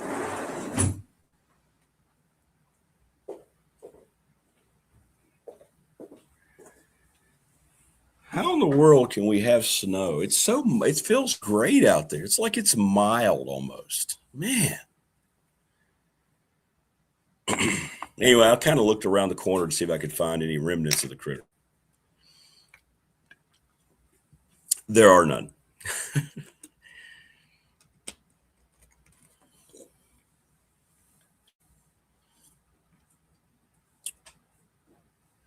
Yeah, I know.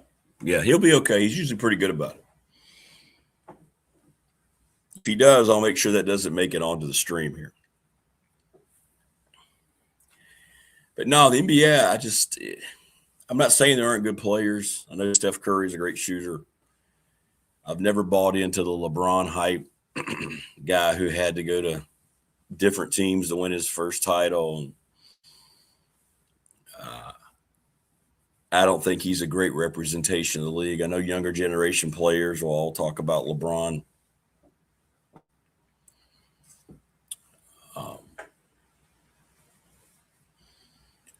Thanks, Morris. Appreciate you. Thanks for arranging our meetup. Sorry it kind of got spoiled.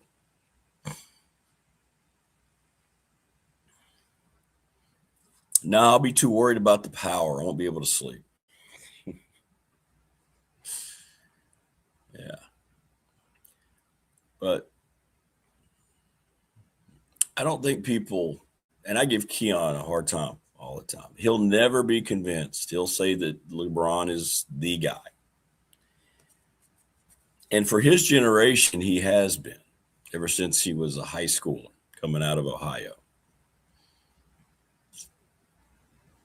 But I think the honest question you have to ask yourself,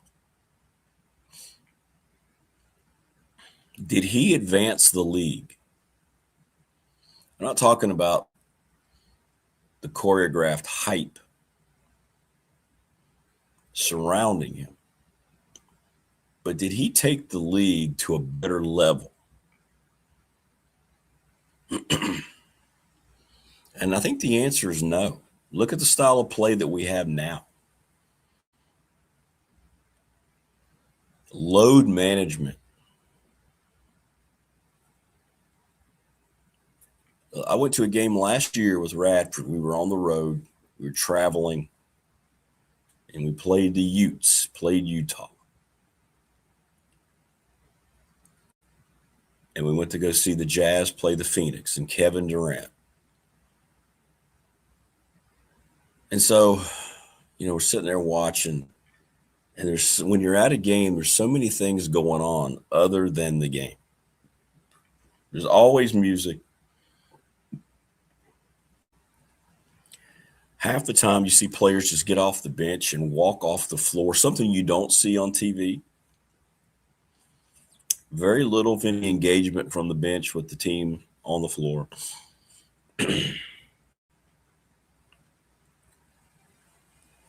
Yeah, he hasn't. I think that's an accurate statement, TLB. He's not been an ambassador for the game. He's been an ambassador for LeBron. Now, Michael Jordan was an ambassador for Michael Jordan, but he also knew what he represented for the league. Worldwide. No, Neil wasn't there. Neil doesn't travel anymore because he is very soft.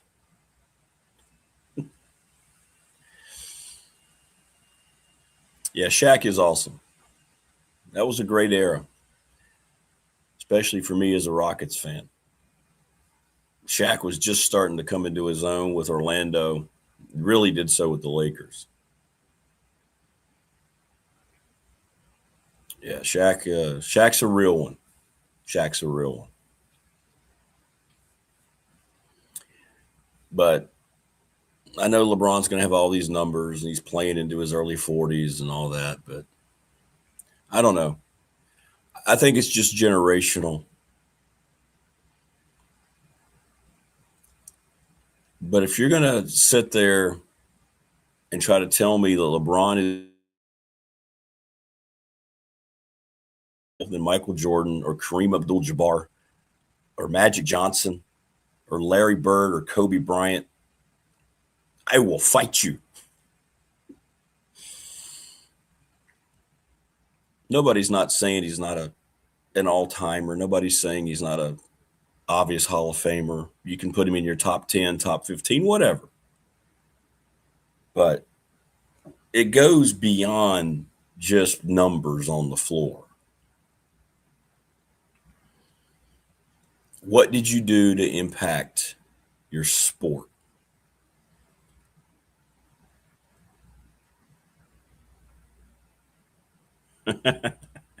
Yeah, I know what pick you're talking about, Knicks fan. He said he was going to say something sarcastic from a pic of her in Dusk Till Dawn. Basically, he was going to say, that's a nice looking snake.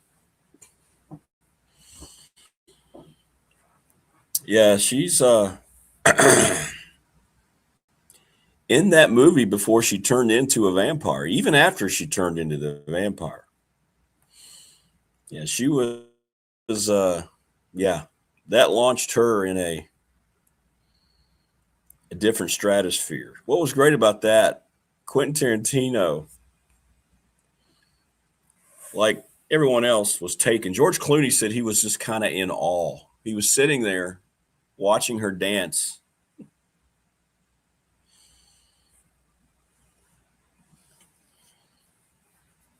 But there's the scene where she drips the wine down her leg off her toe, and Tarantino drinks the wine. He goes, "You think I was going to give that scene to anybody else? It was my damn movie." That was great. We're going to talk to Dwight about that movie, see what he says. Oh, yes, that will be the first question to Dwight Vick. No, I agree, Morris. No doubt about it. By the way, I got your letter. I got your stuff about Dolphin. We're going to get that going here soon. Got that. It went to somebody else's house, so I got it yesterday. They brought it over. Ooh, sorry. Hang on.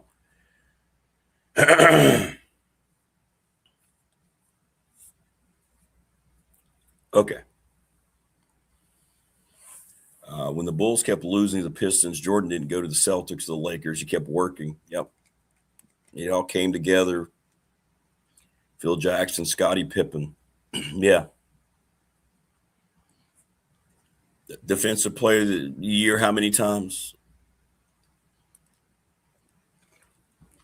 I don't know how many times LeBron's been defensive player of the year. Jen, let's see. She was getting closer to getting the mouthpiece. She said she was, remember last week when she was in New York City? She said it was getting closer. So we will find out. We will find out. Well, I may not be here tomorrow, so we'll find out next week. But things are messed up next week with my travel schedule for hoops. I can tell you right now, there won't be a show next Friday, but I might be doing some pop-in things with the phone. Because we play Charleston, South Carolina. That is if we can get out from Snowmageddon here. On Thursday, then we go to Clinton, and I'm staying down there. Jen's going to be out of town, but I'm going to use her pad as kind of my – yeah.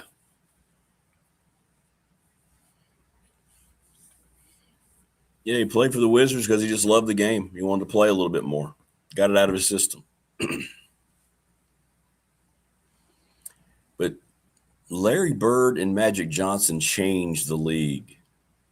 The league was near bankruptcy. The league was really struggling coming out of the 70s. Then you had that 79 title game between Michigan State and the Indiana State Sycamores. And the Cinderella story, who, by the way, beat Virginia Tech along the way. If I'm not mistaken, that was a Dale Solomon-led team, right? Somebody check me on that. Didn't they beat Tech in that tournament? I won't be doing any impersonations or any singing today.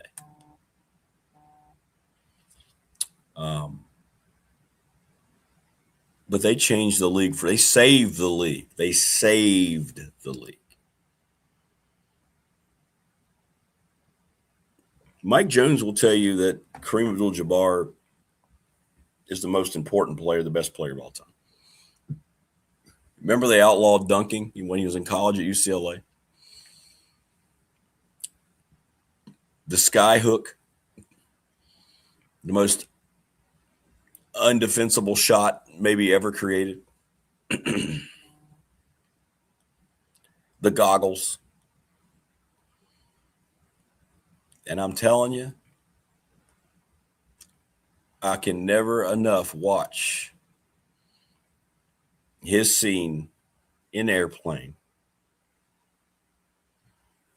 where he's the co-pilot in the interaction that he has with the boy in the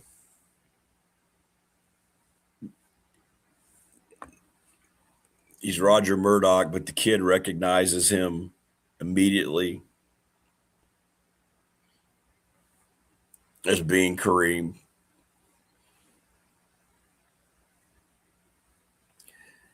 My dad says you don't play hard enough, except it's the playoffs, and that you don't get back on defense. And when he grabs the kid, look, you tell your old man something like how he'd feel dragging Lanier and Walton up in Florida for 40. Oh, it's just so good. So good. But they changed the game, and Michael Jordan changed it from a worldwide perspective. Michael Jordan even made the horrible IOC, the International Olympic Committee, change its rules about American professionals anyway. Other countries had professionals playing. They were able to sidestep the rules, but we were finally able to send our dream team over there. And it was all because of Michael Jordan, because they were smart enough to realize what they would get out of the marketing of Michael Jordan, who had to play on that team. He changed the game worldwide. And nobody else could have done that. He did that. And he created the most iconic shoe brand in the history of sports. The Air Jordan, nothing comes close.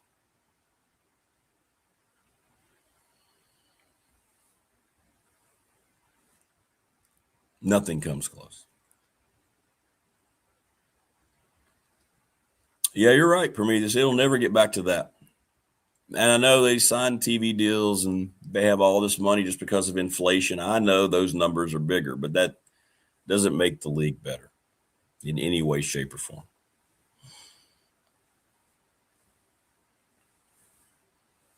Yeah, it's true, Knicks fan.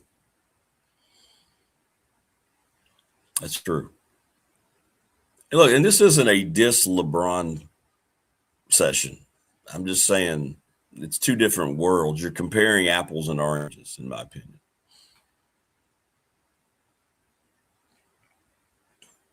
Plus, he's been surpassed. I mean, Kobe eventually surpassed Jordan, but Jordan was near retirement. Kobe was better than Wizards Jordan, as Wayne pointed out. I'll tell you one thing. Kobe Bryant is as close as we've seen to Michael Jordan, in my opinion. Kobe Bryant was the absolute truth. He was. I mean, that guy. Woo!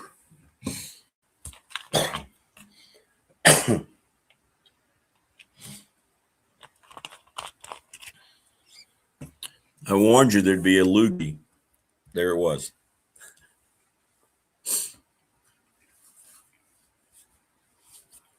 Dwight Vick here in just a little bit.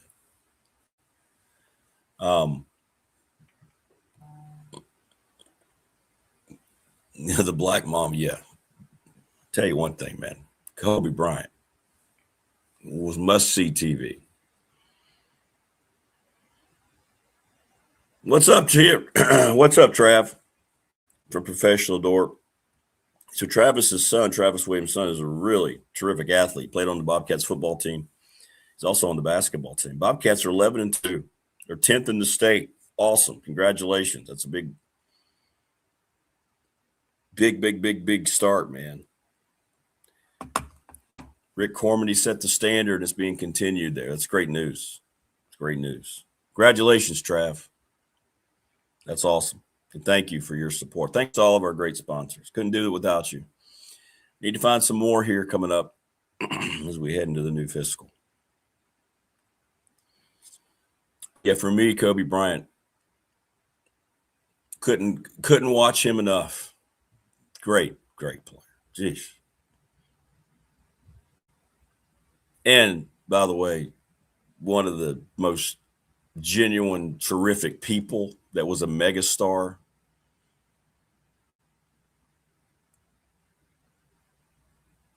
I mean, you hear about folks passing and, we feel bad about it, but that one jolted me. The helicopter crash and him and his daughter, that brought tears, man. He was already not playing. He was such an ambassador for the game. I think he would have been a great NBA head coach too. Robin used to hang out at the Las Olas in Fort Lauderdale. Freak, but nicest guy. Yeah, everybody says Dennis Rodman was really a terrific guy. He had that persona on the floor, but, you talk to Jordan, he talks about Rodman and those Bulls teams. Yeah, you're right. You're right.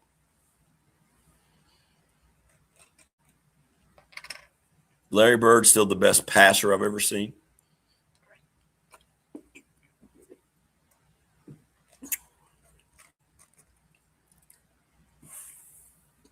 But you had great coaches. It was a physical game. Could Professional Door install BDST pet door for the mascot? Probably.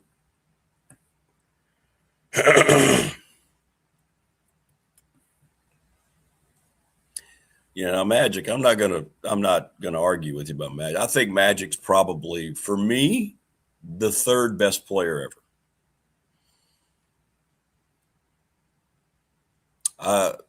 The best point guard I've ever seen. Now, he and Bird play different positions, but he's the best point guard. Now, people are going to have different opinions about that. But at 6'9", remember the game he played in the finals when he had to move to center because Kareem was hurt? I think he had like 42 points.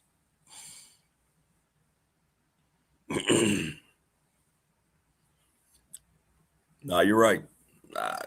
People argue with me when I say that about Magic, but no, I think he's probably the third best player. You could put him right there. Our best player of all time is that gentleman, Dwight Vick. Oh, wow. Thank you. I'm a GOAT. Bear with me, man. I'm dealing with this flu. Oh, man. Sorry to hear that, boss. All right, so I got to ask you, first thing. You are the movie guy. You're the movie guru.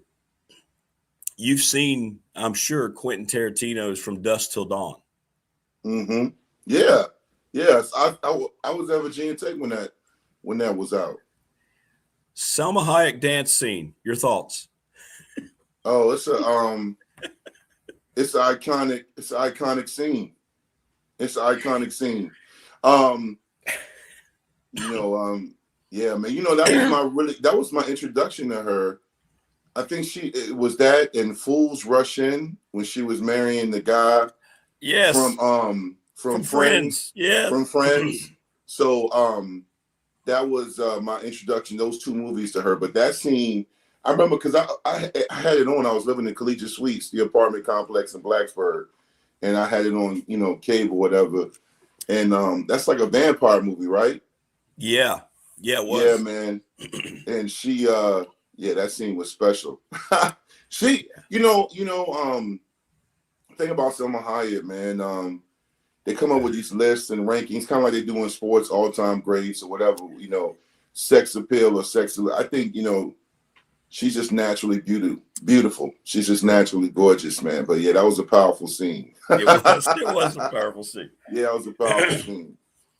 All right, so we're kind of off track today, but you have great opinions about all of it. We're talking about the all-time best NBA players. Allen Iverson. Oh my God, Chuck! You know all about Allen Iverson. You grew up there. Talk about Allen Iverson. I agree. You could consider him a top 10 player, right? He's in my top 10 list. I don't, people. I was just talking about this last night in the text. I don't really. That's cool. Yeah, not Iverson, but Brady and Peyton Manning and Drew. I don't do those debates. To me, Brady is my GOAT. Peyton Manning is right up there. Joe Montana. I just say, hey, these are my favorites. Of course, Mike Vick is one of my favorites because it's personal. With Iverson, though, we call him Chuck, because, from the Hampton Roads, Toddwood area. If he had won an NBA championship, I think his legacy would be even better. Like, he would have been elevated. But when I do criteria, I don't have to have championships. I look at your impact on the game and how, just as far as, like, who do you influence? So when you talk to LeBron, Giannis, Steph Curry, Chris Paul, John Morant, and there's millions of others. They all talk about how Iverson influenced them. They wore number 3 because of this. Derrick Rose was a huge Iverson fan. His impact still goes on today, kind of like my cousin Mike. When your impact goes to another generation, Iverson's crossover is always talked about, but to me, it was more so. You look at his 2 years at Georgetown, he took them to 2 Elite Eights, but it was more so like the NBA and college basketball had never seen a guard that small play that big. His first 5-6 years in the NBA, he was dunking on people. But I saw this in high school. You talk about, we're the same year. We both came out of high school the same year. I played against him 3 years in football and basketball. And he just is iconic. You talk about a guy that can just take over the game, led the league in steals. 1 year in 2005, I believe, or 2003, either 2003 or 2005. I think it was 03. He averaged 33.7 points a game, 7.5 assists, and led the league in steals. 33 points a game, and he had 7 dimes a game. And led the league in steals. I think you talk about how, for some people it was a turnoff, but a lot of kids and a lot of people loved it. The fact that you had this thing in church where they said, "Come as you are." Iverson came to the NBA as he was, and the sleeve. Everybody's wearing the sleeve. He wore it because he had tendonitis in his elbow. Well, the sleeve became a thing where if you go to Dick's Sporting Goods or you go on Amazon or you watch games, everybody's wearing the sleeve. You talk about Mount Rushmore influencers. Iverson's got to be on the list or on that Mount Rushmore of influencers because he was just so impactful for the game. He was great to watch. Again, another point I'll make about him is, you don't really see anybody like that right now. Steph Curry and him, I hate when people compare him and Steph Curry. Steph Curry is 6'3", and he's the best shooter of all time. And Iverson played above the rim. I think a fair comparison is Kyrie Irving, but Kyrie Irving, again, and Iverson are not the same player. Now, if you want to debate who's got the better handle and all that, I don't do those debates. I mean, if someone asked me, I would say Kyrie has probably the better handle, but Kyrie and Iverson play completely different. They just do. Yeah. And you know what? To be fair, in an era now where people will miss games because their ear is hurting, or they have a sore throat. Yeah, I know. Load management. Yeah. They had to hide his jersey. He played with swollen knees, swollen elbows, ankles swollen. I mean, it's kind of like when you love him or hate him, the Isaiah Thomas game against the Lakers in the final when he scored 25 points on one leg. That's how Iverson played his whole career. Yeah. Injured, banged up, and he would give you 30, 40, 50, 60 points. Yeah, he's to me one of my all-time greats. And he was one terrific football player. He was one terrific. That's the thing about it. I see his football highlights a lot on the Virginia site. David Mabry's part of it. And I just go, wow. I mean, you think about how good he was in the NBA. Look how good he was in high school as a football player, too. I played against him in football. I know. He beat, along with his teammates, his junior year, a very, very talented EC Glass team led by all-time great Cornell Brown, who went on to do great things at a university called Virginia Tech. Yeah, that guy. Iverson, punt return, kick return, quarterback. It's the golden era, man. It was a great time. And there's been other guys that have played multiple positions. You look at guys like Leroy Keys, who's from the 757, and other people who have, impacted the game. But he was so good on all parts of the field. And then right after he left, you had him in my district. You had him, Iverson, and you had Aaron Brooks, who went on to be an all-pro quarterback, led the Saints to the playoffs, and had a great career at UVA. And right after they graduate, you get two kids named Ronald Curry and Michael Vick. Right after they leave, the district gets those two guys. And Ronald Curry, to me, is the best high school football player in the VHSL history. I was going to ask you about that. Yeah. He's the best. I'm not debating. If anybody in the comments, or I don't do those debates. People get on Twitter. I'm not going to argue with you. This is what I'm saying. This is my opinion. Now, I stand on business and credibility. Ronald Curry, once in one season, was responsible for 179 touchdowns. Don't debate me on this. Ronald Curry was the punter. He played quarterback. He was the safety, and he also sometimes kicked field goals. I mean, Mike Smith, the Hall of Fame coach who I played for, who had 2 national championships, all the wins in the VHSL. He's a nationally legendary coach. Let him call plays from scrimmage as a freshman. Ronald Curry called his own plays sometimes in big games against Phoebus. And this is not when the Peninsula District was just basically a couple of teams. This is when 6 or 7 teams were really good, and 9-1 or 8-2, you might have missed the playoffs. And he was good at UNC. He didn't wash out at UNC, Ronald Curry. He didn't have the same impact that he had in high school, but he was still a really good player. Well, I laugh when people say, he was a disappointment or a bust, but he went to UNC. He got his degree. He went through a bunch of coaching changes. He played earlier than expected because Oscar Davenport, the veteran quarterback, got hurt, and Ronald was thrust into action where, up in Virginia, Mike Vick was able to redshirt and watch Al Clark and patiently wait his turn. Ronald had great moments. He had a few school records. Then he went to the NFL and played a handful of years with the Raiders as a receiver and had some great games. I think when we talk about what is the objective and the goal, when someone says, oh, man, he went to the NFL, but he only played 6 years, 7 years. That's the goal. That's the goal, to get to the league, and he got his degree. That's the goal. Now, if you want to say, oh, he never became this player, that's right. That's fine.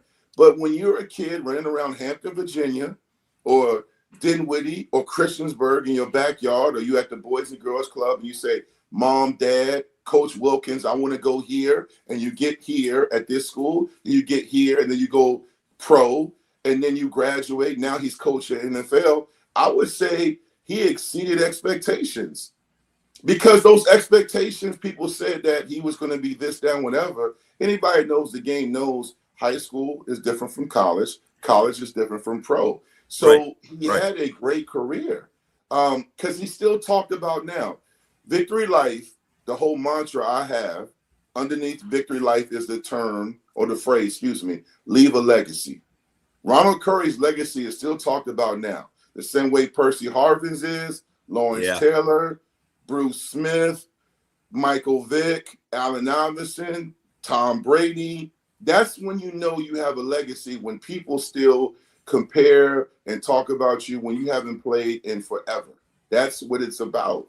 You can debate the measurables or the stats, same thing in baseball.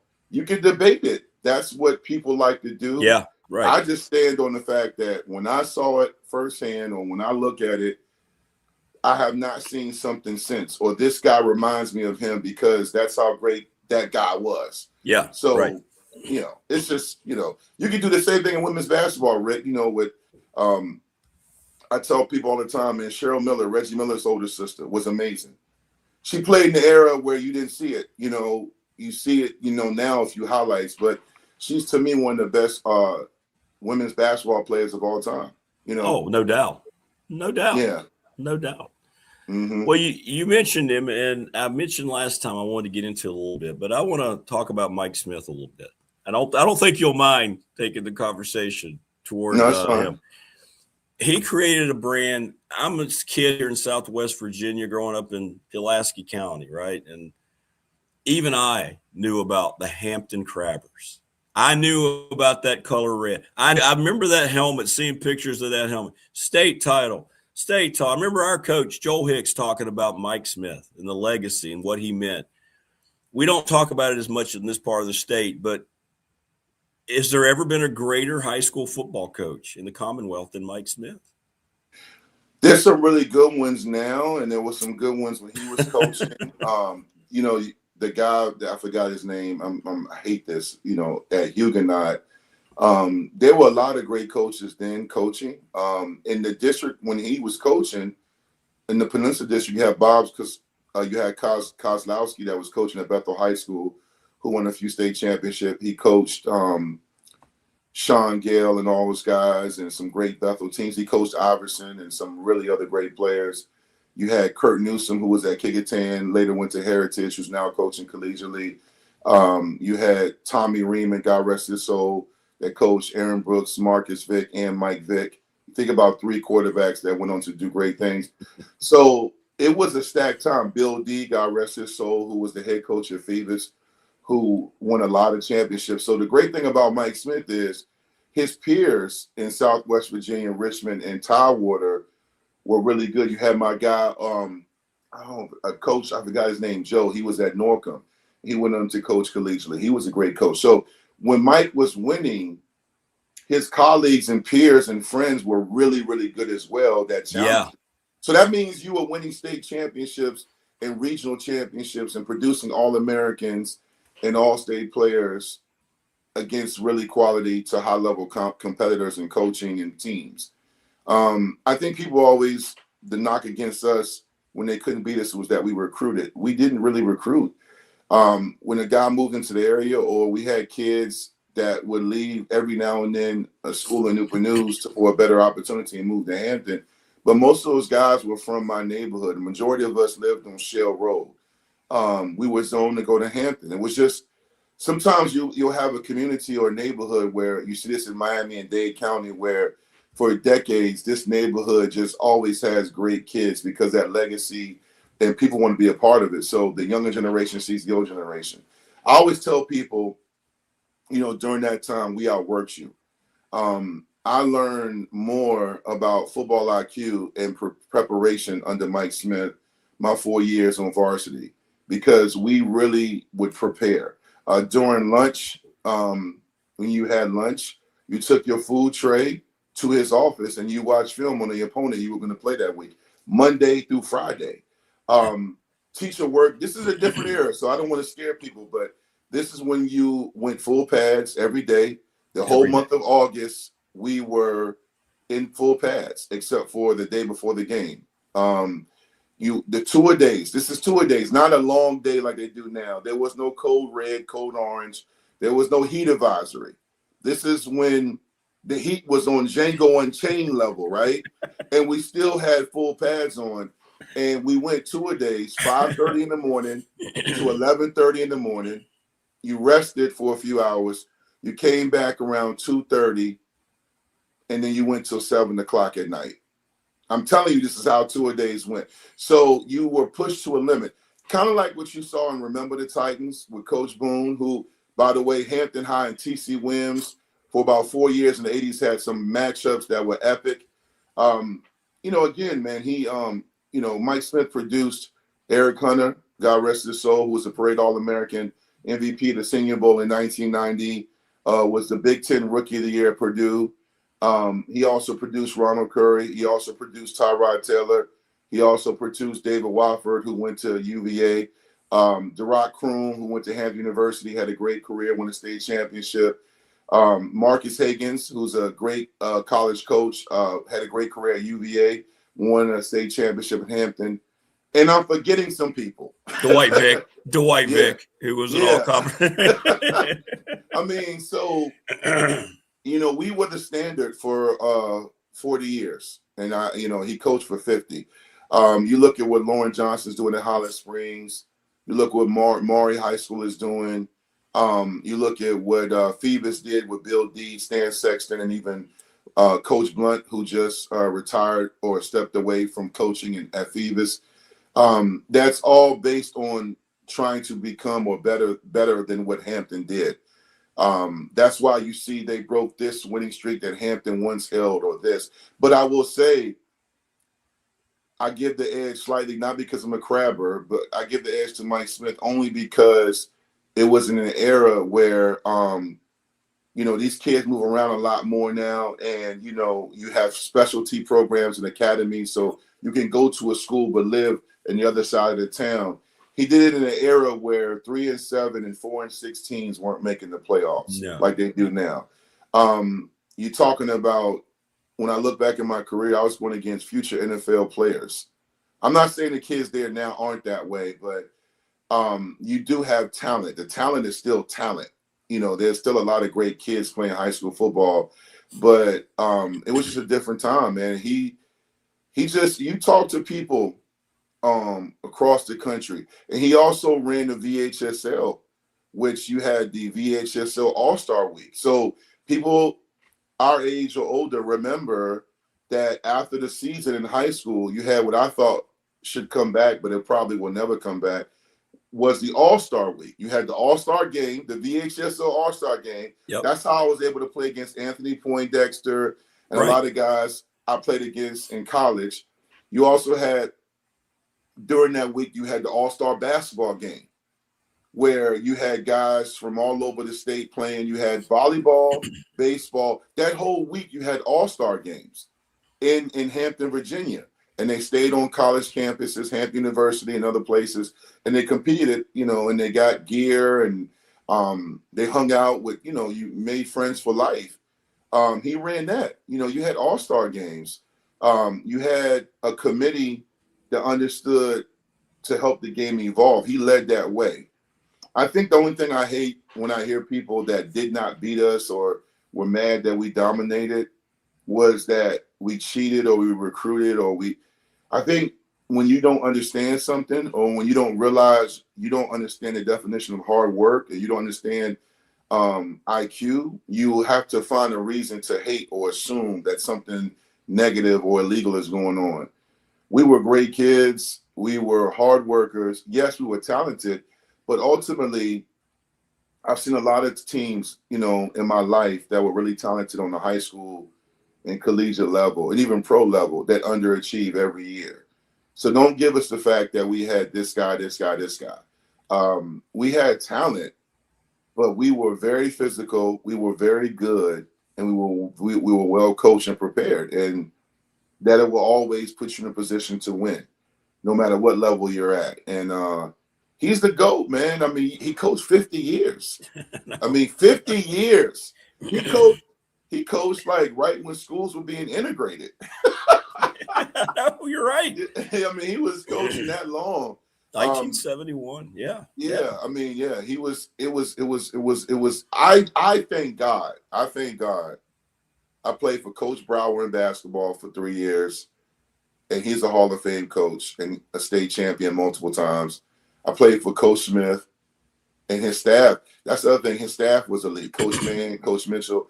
A lot of times the head guy gets all the credit, but his staff was elite. And I played for Coach Beamer that featured Coach Foster, Stein Spring, and other legendary coaches. So I thank God that I was around the time I was, because I was able to play for men that taught me to be a leader. That's why I feel like I'm successful now, is because I understand discipline. That's why I told you one time during all this stuff with Franklin coming in, and I said, I feel bad for these kids at Tech and other schools, because they don't get to really be appreciated, because they're losing all the time and there's all this movement. You know, it's okay to move around, but you want to be remembered. You want to win. You want to have an impact on your game, the school. You look at the last 4 or 5 years at Tech, they've been trash. Like, we're not going to talk about the 2021 team, the 2024 team, the 2023. That's not going to come up at a dinner party. There's not going to be any highlights. There's no memories. There's no like, oh, man, that was it. Nobody cares. Drones and the guys had a really good year in their mind, and they went 7-6. That's the best they went. Right. 7-5 is my worst season, my redshirt junior. Other than that, we won 11 and 10 games. And the 7-5 team, we started off 5-1, and then, you know, we got hit with a bunch of injuries. We still finished second in the conference, and we got blown out in the Gator Bowl against Carolina. So I'm hearing Franklin is really making these guys earn stuff. And I think, going back to Mike Smith, I think no matter what, in the NIL era and the portal, if you have a coach that still really pushes values as far as hard work, going to class, treating people with respect. Beamer and Mike Smith, two guys I played for, were big on treating the janitorial staff, the cleaning crew, the trainers, the professors, the teachers, the same way you treat your parents. If you didn't, they're going to bust you up. You know what I'm saying? So yeah. I think that's the biggest thing when I look at like his legacy, is that I talked to him recently. I interviewed him, and he was going to be on the Vicktory Life Legacy podcast, and my laptop during November crashed, and I couldn't get it fixed. So it's like I can't recover that interview. I have to do it again, but it almost brought tears to my eyes when he told me I was one of the best players he coached. When a guy like that says you were a really good one, oh man, it's like if you have a dad and he says, I'm proud of you. You know what I'm saying? Like, it hits you real different.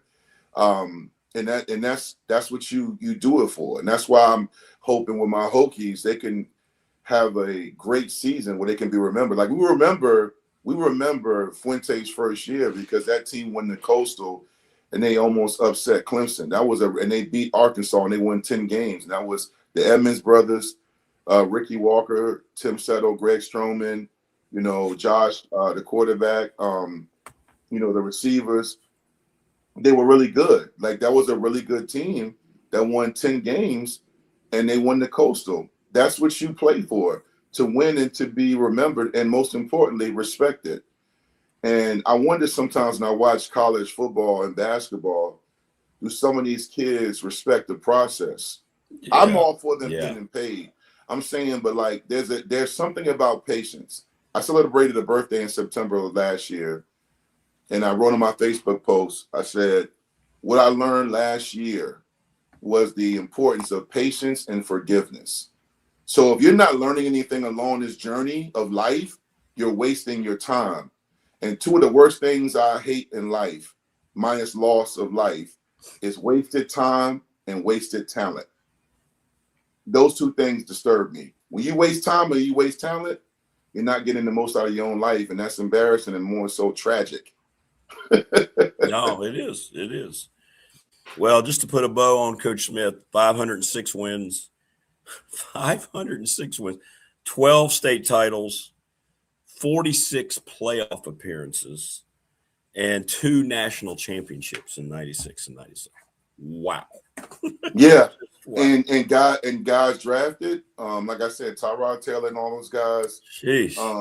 Marshawn Williams, all these. I mean, man, that's legacy. And he loved what he did. He loved coaching. Oh, that's it. That's it right there. And it showed. Coach Elmation just texted in. He said you could hear a Hampton practice. You could hear it. You'd have to see it. You would hear it, and you would know exactly what it meant. That's pretty cool. Coach Almation, shout out to he's one of the GOATs. Coach Almation, I was a youngin', But when I got to Tech, when I got to Hampton, and then when I got to Tech, Coach Almation, who was there, I was there 1 year when he was a defensive coordinator. Coach Almation brought linebackers from college to a Hampton High practice. I believe that was what I was told by Mike Smith, to watch, or he at least was there to watch us hit and practice. He always wanted to make Almation recruited Hampton High guys because of our level of intensity and how we carried ourselves. And, again, he's another one. I mean, when I say you won't see guys like that again, like Coach Almation and other coaches, it's not to say the coaches coaching now aren't great. I think the guy at Indiana is on that trajectory, Signetti. I think he's on that trajectory. But what I'm talking about is really loving the art of coaching and really teaching and making sure guys understand the importance of legacy and to be prepared for life after football, or basketball or track and field. That's why they're leaders. They love what they do. They wake up and they want to change the world. And man, Mike Smith, I'm just glad he's still here to see how the game is changing. He's a funny guy. The older people get, man, the more straightforward they were. When I talked to him, he was just talking about different things, and he doesn't hold back, man. I love my guy, Coach Smith, man. I love Beamer. Yeah, exactly. Well, you should try to get him on here sometime with you. That'd be great. Just to have you two just go at it. That'd be fun. Yeah, man. He's a Virgo like me. We're both September babies. So we both have, we love to storytell. We got great memories. It's crazy about him, man. Like, you can talk to him about a game in 1986, and he will remember. He'll be like, hey, we were on the goal line, and I should have ran this. And, again, your viewers know this, your listeners know this. You remember more games you lost than all the great games you won. 100%. Like, I can tell you about the tragic games Virginia Tech lost. More so I can talk about, I remember the victories, but I remember the games we lost. Even after I left, I remember the BC game at home. Matt Ryan, number 2 in the country, Boston College. We win that game. This is during the BCS era. We go to the national championship. At least we put ourselves in position to, despite that blowout loss against LSU, because LSU was the first ever, at the time, 3-loss national champion. We played them early in the year and got boat raced 44-7. Only touchdown was scored by Tyrod Taylor. But after that, we just got hot, and we just started killing people. And we won the ACC that year. And, we were really good. But if we won that Boston College game on a national televised game, I interviewed Frank Beamer and Shane Beamer about 4 years ago. And Frank, another one, Coach Beamer talked about the national championship game or games like that. He wished he would have done this differently. And that's the challenge you have, is in that moment, imagine if Indiana on that third down call or whatever it was when Mendoza scored. Imagine if he doesn't score. Miami probably wins that game, right? So it's a fine line between calling the right play and that player making that play, between becoming legendary, right, or a humbled loser. A legacy. he created a legacy forever that day, that run. Yeah. In respect to Miami, even though that's my rival when I was at Tech, I'm not going to wait. I didn't wake up sad that they lost. I told you last time before we wrap up, I told you if Miami had won, man, we would have been seeing commercials, and Kirk Herbstreit would have talked about. Even Kirk Herbstreit would have never stopped talking about how the U is back. Even when they presented the trophy, I forgot his name. He said, "Oh, the U is back." I'm like, stop, man. Y'all want them to be back so bad. I know. Golly, y'all don't even hide the narrative anymore, man. No, we don't. But guess what?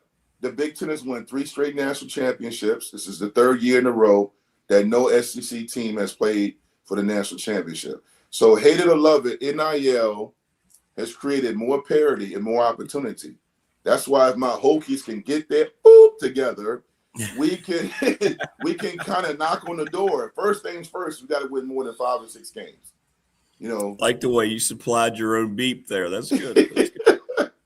Anyway, man, thank you again for letting me share my insights, man. No, it was great, man. Thank you so much for all that, and I appreciate you. And enjoy your weekend, brother. Enjoy. Yeah, man. Feel better, man. Getting there. Well, I hope I'm getting there.